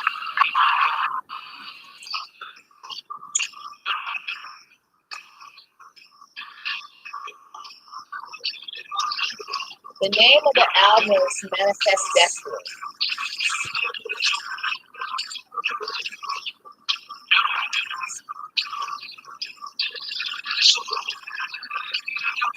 I discovered this song on January 6th, by the way.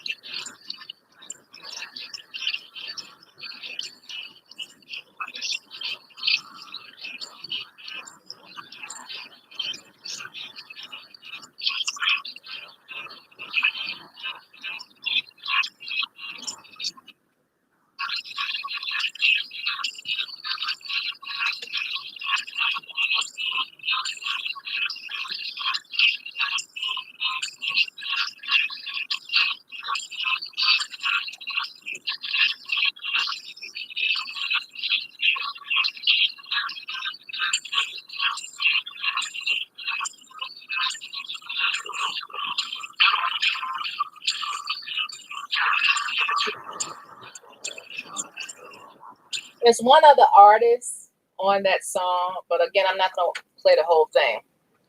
But yeah, My Life is Beautiful. Like I said, I discovered that song on January the 6th. It was perfect timing. Again, it's off of an album called Manifest Destiny, and we have Black Magic, Loaded Lux, and Kambata. And yeah, so I left that link for you guys if you want to check out the song. Again, it's called Beautiful, and that's an uplifting song, and it's also affirmation, confirmation, because again, you need to focus on what you want in life. And even though the system is crumbling and there are groups of people who are losing it, for the rest of us, it's a new season. It's a new day. Fresh anointing is flowing my way. It's a season of power and prosperity. It's a new season coming to me. So yes, there are people who are making big moves.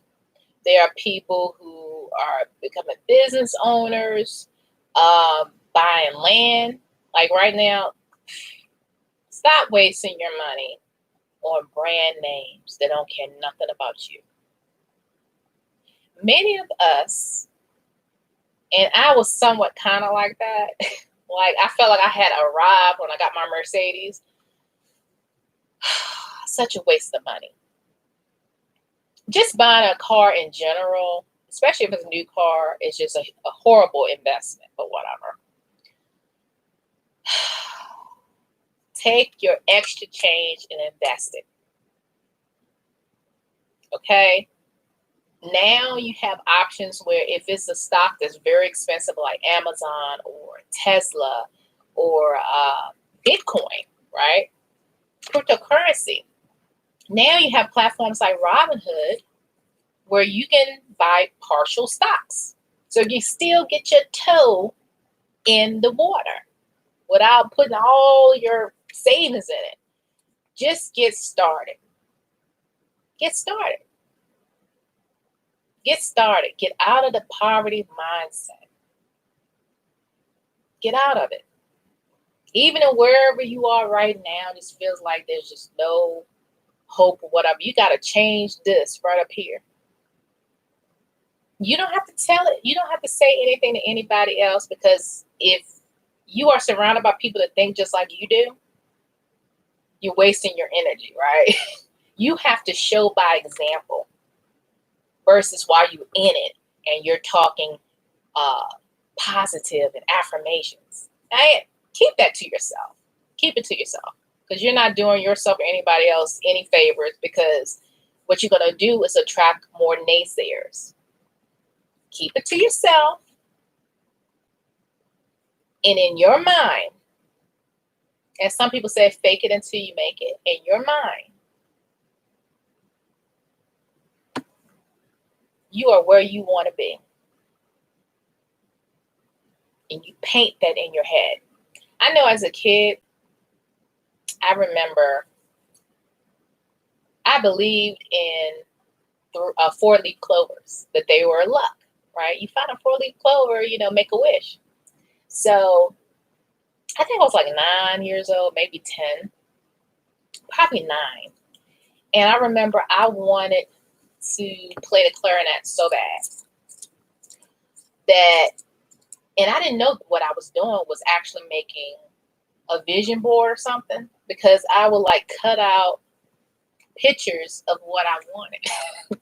And that's what it was. But back then I was just like imagining, dreaming about what I wanted and stuff like that. Kind of like Christmas time when they used to have those thick catalogs in the mail. And there was this thick section within the thick catalog that was all these new toys. And what most kids did, they would flip through every single page, circle whatever they wanted for Christmas, tear it out, whatever they needed to do. And they was like, I want this for Christmas. Most kids that had humble beginnings, not necessarily poor, but like right on the edge, the parents would make sure they get that one big gift. But they wouldn't get everything they wanted, but it'd be the one main thing. And so back to the clarinet. I remember one summer day, I laid on my stomach in the backyard, and I was just like combing through the grass and found 4-leaf clovers, and I found them.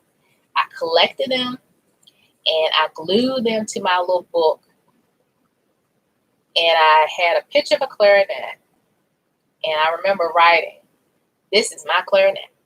This is my clarinet. This is my clarinet." And then one day I was like, "Dad, I want a clarinet." He was like, "Do you have clarinet money?" "Well, you ain't gonna get no clarinet." I said, "Well, I want a clarinet, and this is my clarinet." And I've always been kind of like sassy. But anyway, he was like, "Okay, baby girl." But he kind of laughed it off. And one day I got a clarinet. And what's funny is that I could play by ear. And I remember it just came easy to me.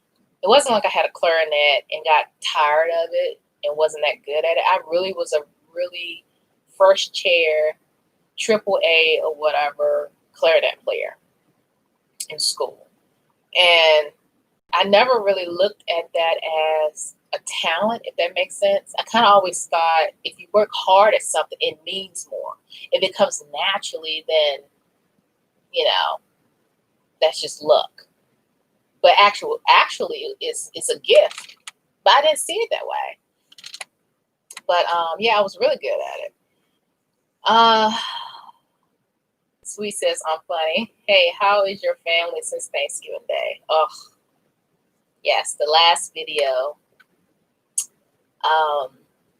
with my sister and I talking about that one cousin. I have yet to hear any details about this situation. For Christmas, I asked my dad, because he was there when all that broke out.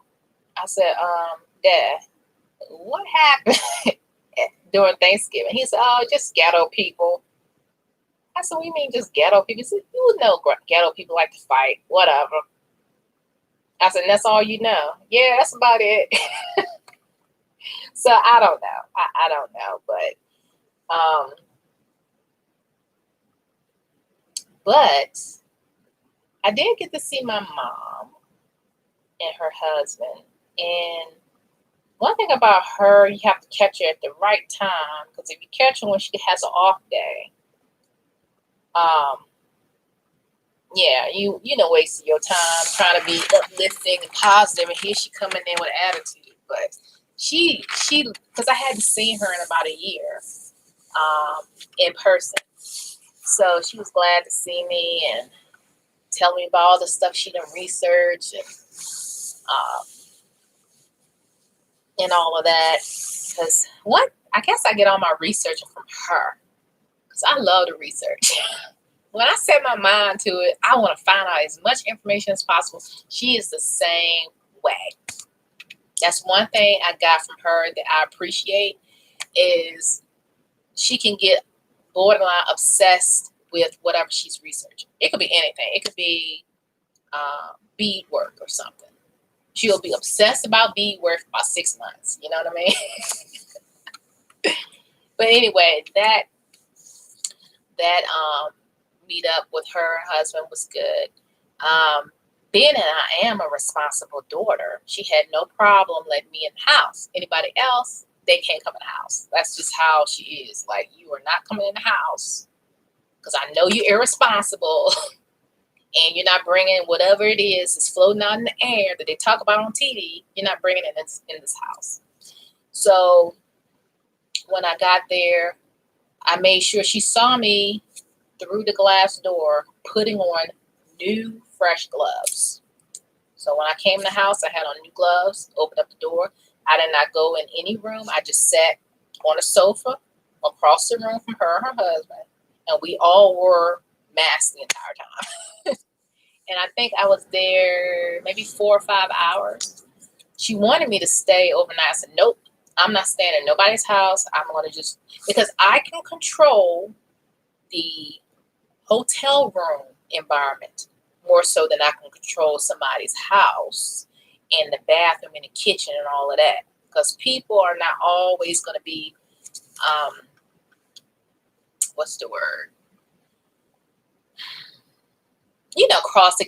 Cross contamination, right? That happens all the time. People don't realize it. Like they'll touch the surface, they rub their nose, they cough, and all of this stuff, and then they touch stuff. So I said, no, I can't control what grown folks do.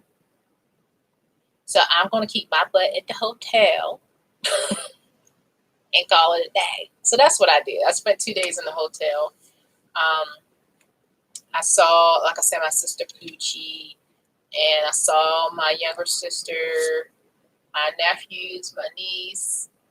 I do have one that is a transgender niece. So I saw all of them. And it came like they weren't all there at the same time. It was like once I got to my sister's house, 2 of my relatives left after 10 minutes because they were there all day. So by the time I got there, they just wanted to see me and then they left. And then about 30 minutes went by. It was only like 3 people in the house. And then another, 30 minutes, another set of people came in, which I was like, look, I love y'all. Don't get me wrong. I love you. But I'm going to sit over here at this window because I had the windows open. And it was cold, but I don't care. We need some air circulating up in there. Apparently, that's what the scientists say, the doctors or whatever. Open up the damn window. So I saw some, sporadically or whatever like that. And again, everybody wore a mask. But one of my sisters, she was like, well, I'm not staying long. I'm just going to dip in and dip out because I ain't trying to wear a mask the entire time. Really. I was like, well, she don't have to be here the whole time. Ain't nobody making her be here. But if she going to be here, she going to wear a mask. I know that's for sure. If you want me to stay in this space, everybody got to wear a mask in this space. Period. So my sister, my older sister, she was like, y'all got to use hand sanitizer. Y'all got to use a mask. Because if y'all don't, then so-and-so ain't going to show up. I said to myself, I ain't going to show up. We can sit outside. I think it's like 32 degrees or something. We can sit outside without a mask on. But I'm not going to be inside with people that probably ain't using a mask 24/7. No, I'm not. So, but it was cordial. The little sister came in. Hey, how you doing? Her kids, my niece and nephew opened up their presents. So I got a couple of pictures of them doing that.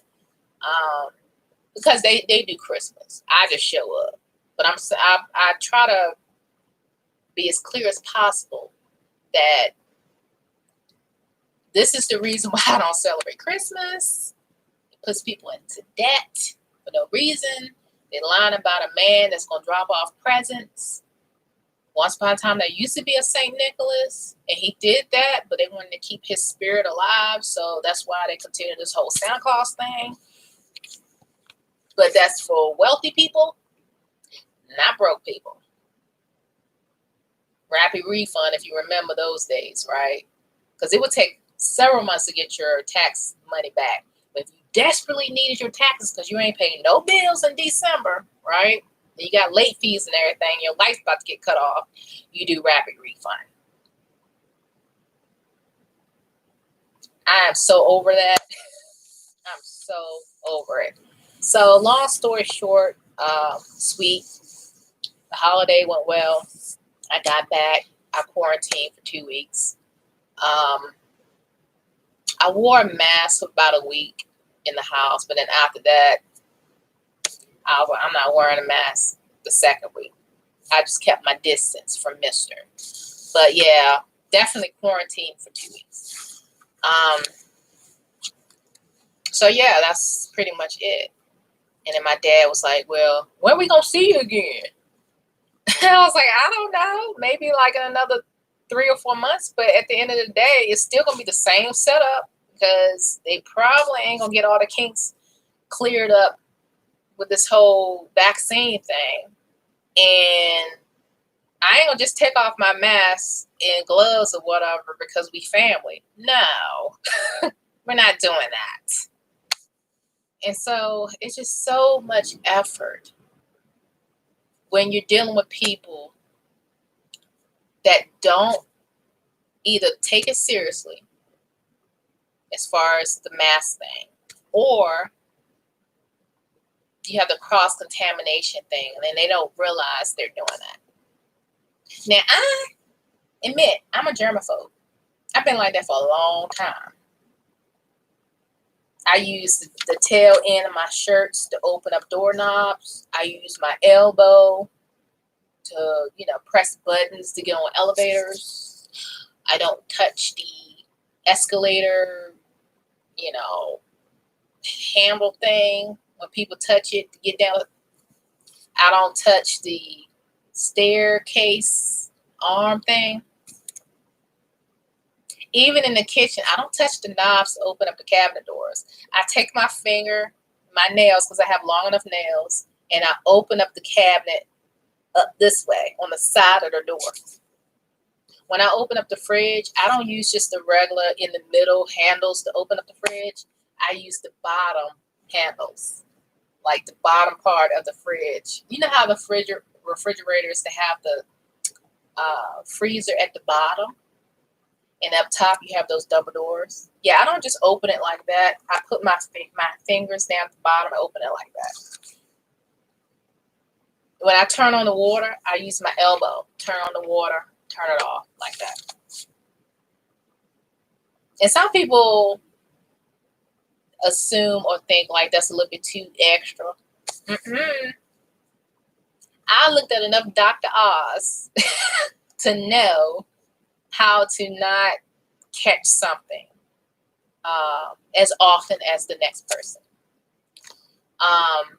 I'm not necessarily a fan of Dr. Oz these days with this whole vaccine and everybody go back to work and school nonsense. After 30 days of everybody being locked down, I was like, I don't know about you, Dr. Oz. Somebody must have told you something because you have a large following and you don't want to upset them. That's what that sounds like.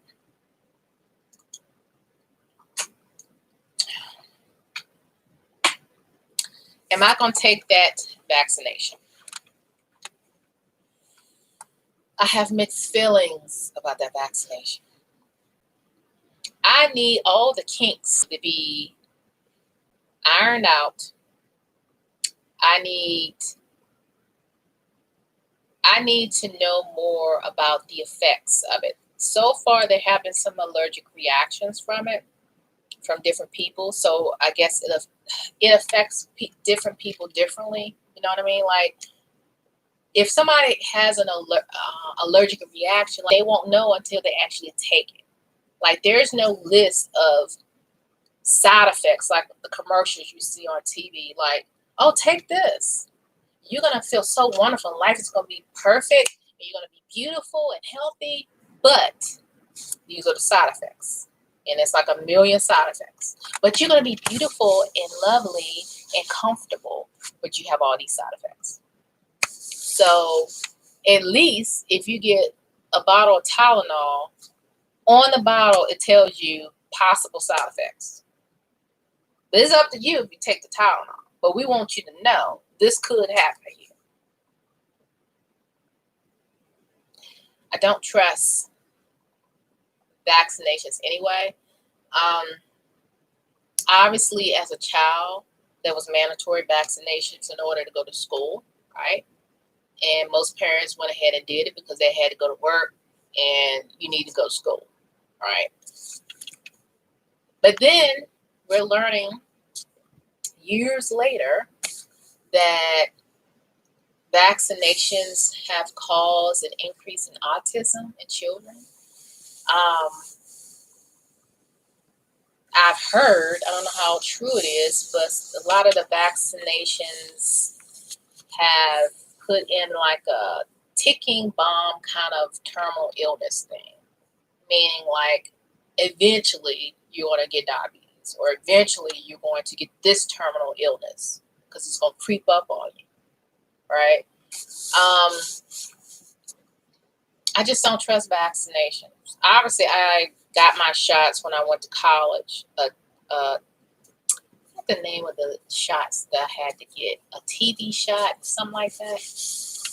But now, as an older woman, and just looking back and looking at how history teaches us about vaccinations and how some people are used or utilized as guinea pigs. I have mixed feelings, long story short. My sister, who works in the medical field, had to get it to keep her job, obviously. And she got hers today, I believe, or maybe yesterday. She didn't have any side effects. And of course, they have another round of vaccinations that they need to take 28 days later, I think. So for those people that are in those positions in the medical field or whatever, I just assume that they wouldn't just give them crap vaccines because they're around sick people all the time or aging people, depending on the field of medicine, right? But then I wonder, is everyone getting the same dose, the same concoction? It's just too new for me. I know if I ever traveled overseas, I would definitely have to get a bunch of shots. And as of yet, the only place I've gone is Bermuda. And I didn't need to get a bunch of shots to go there. But if I ever wanted to travel, there are definitely places you definitely have to get all these vaccinations. And I don't know. That's where I am right now. I honestly have mixed feelings. It's just too new right now. I need to see more. I need to see at least 2 years worth of trial and error and all of that because I'm no one's guinea pig. So,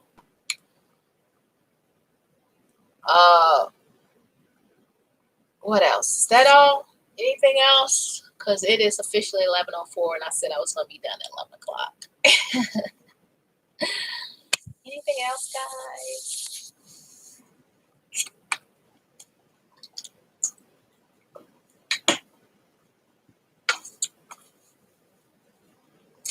Well, for those who came in late, you can always watch the first part of my video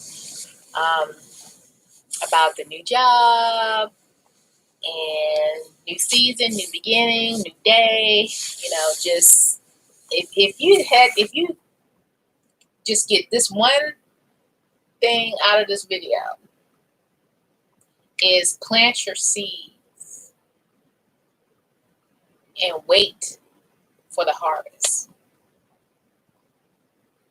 Plant your seed and wait for the harvest. My seed was planted in the ground. Didn't seem like it was going to go anywhere. But I had to constantly remind myself, had to constantly focus on, again, law of attraction, affirmations, focusing on the elements, earth, air, fire, water, focusing on source, highest dimension, high vibrations, Yeshua, the Archangel Michael, Gabriel, Raphael, Yariel,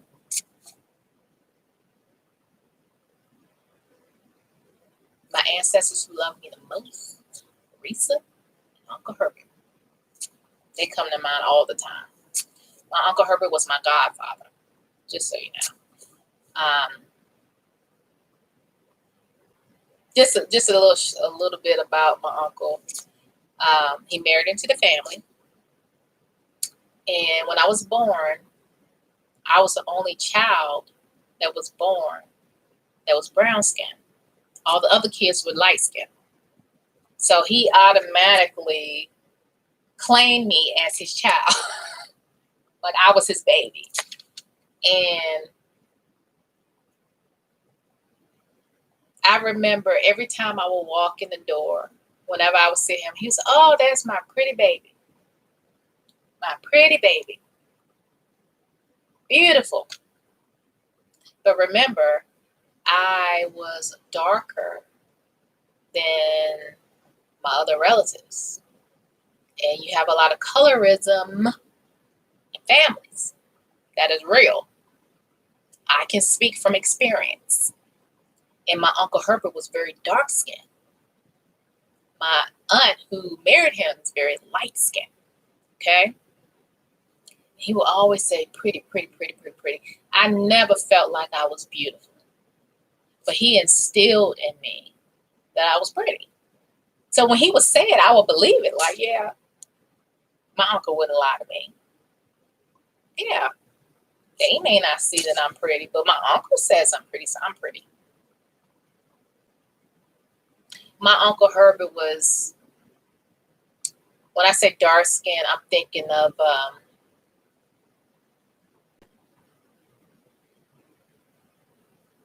I'm trying to think of an actor right now.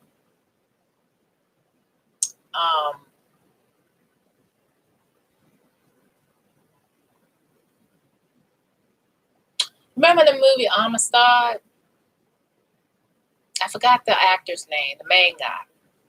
That my uncle was about his complexion. And yeah, I just and it's interesting. Now that I'm thinking about my uncle, my godfather. I remember one day, and this was after he had passed away, maybe a couple of years or whatever. I was in the bathroom, and when I was about to leave the bathroom, I smelled cigars. And I'm the only one in that apartment. And when I went around and came back to the bathroom, I didn't smell it anymore. And I didn't verbalize, but I said to myself, my Uncle Herbert was around. That's a scent that's very familiar because he used to smoke cigars. I knew it was him. But anyway, yeah, I miss my Uncle Herbert. But I can hear him now talking. Baby, look at my pretty baby. Come here and give me a hug. And I remember towards the last days before he passed, and I didn't go home often. I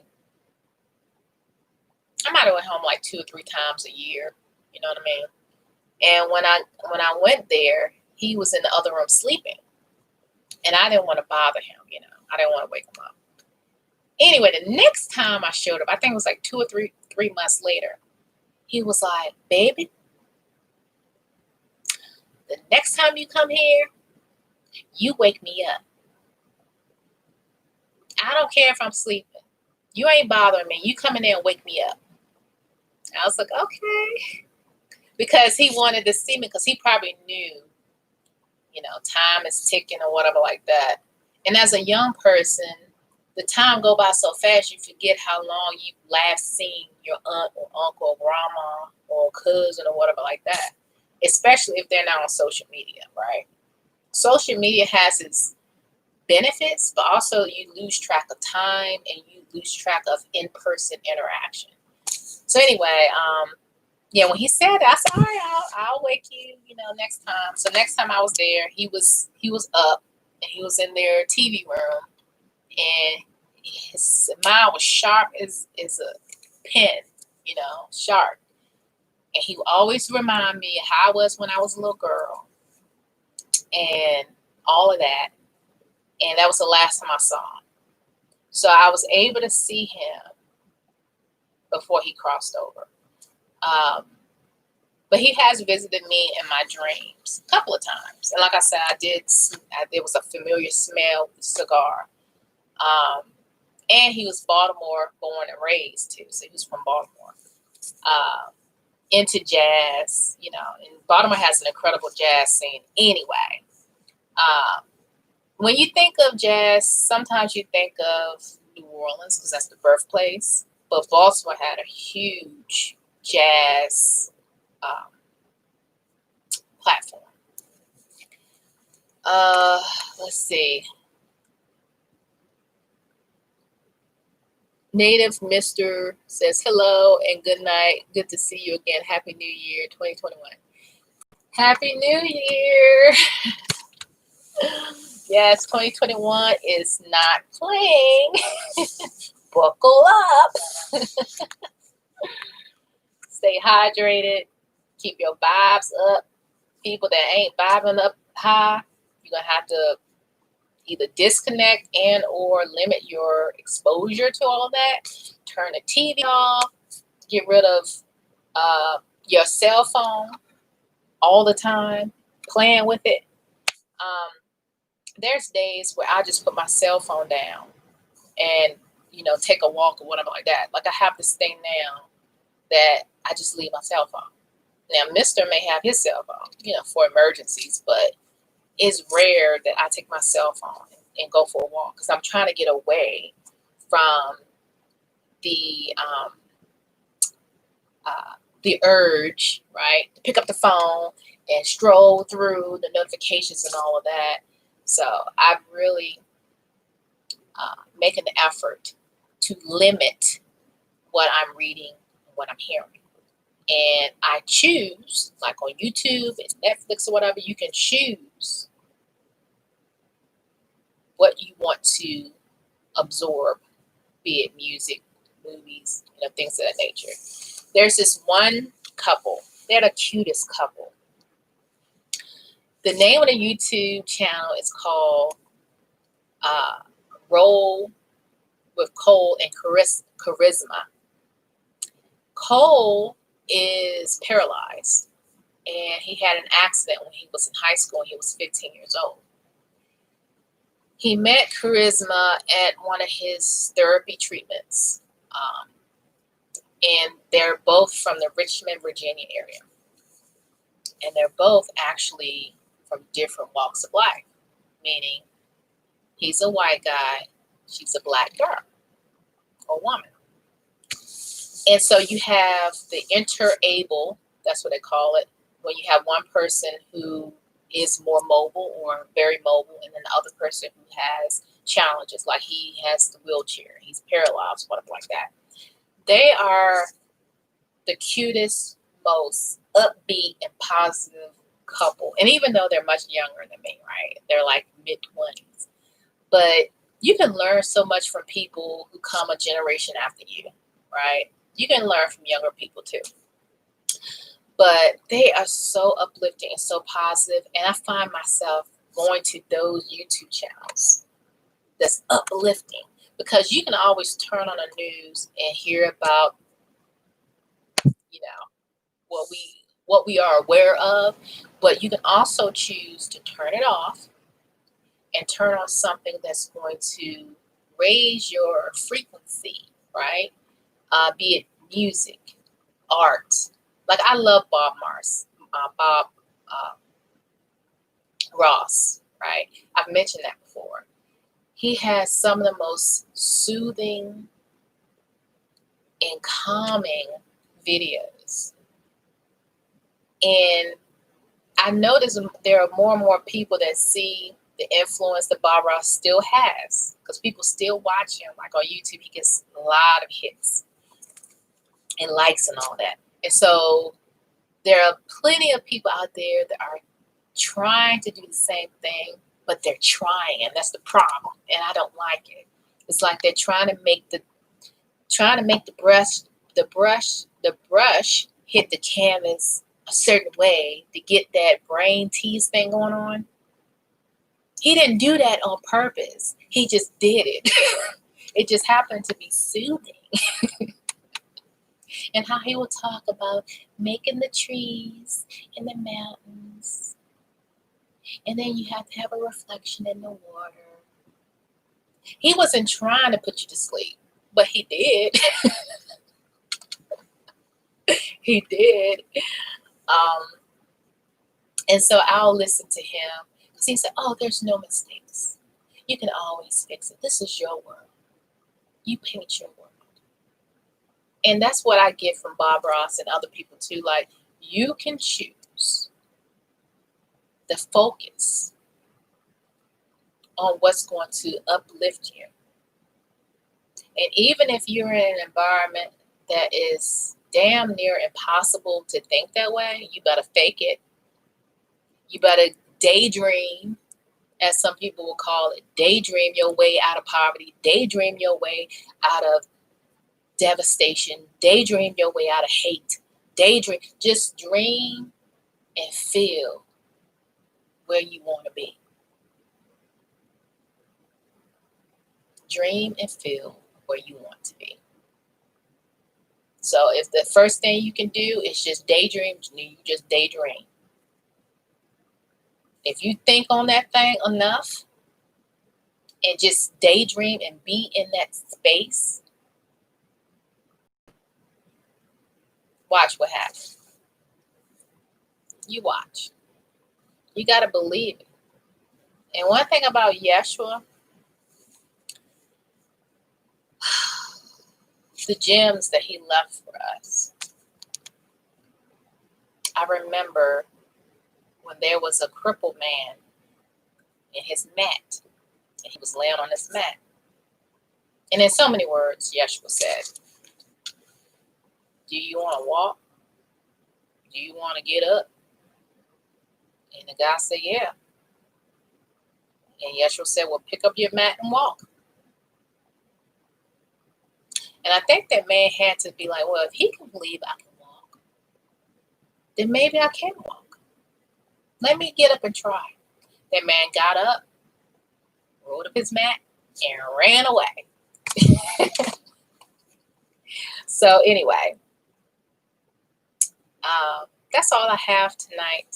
Again, I can go on forever because there's so much has happened these few months. But I didn't want this to be a pity party, complaining type video. I wanted it to be somewhat uplifting but real. And create your reality, guys. Create it. Daydream it. Script it in a journal. Create a vision board. Like on my screen, my desktop. Every time I turn on the computer, I see my dream home. It's one of them. Because it's not just one. It's just that one. But I envision not just for me, but how I can uplift other people. How am I going to uplift somebody if financially ain't nothing there? You got to create whatever you need to create to uplift people. So, money is not everything. You can't buy love and all these other slogans people say. But you can help a whole lot of people discover their greatness if you could contribute with some currency. Okay? So anyway, let me go. Thanks for chiming in, guys. Thanks for the conversation, interaction. Thanks for the likes. And as I say, and I always will say, until next time, let me start over. Be a blessing. Be a blessing to others. Until next time, toodles.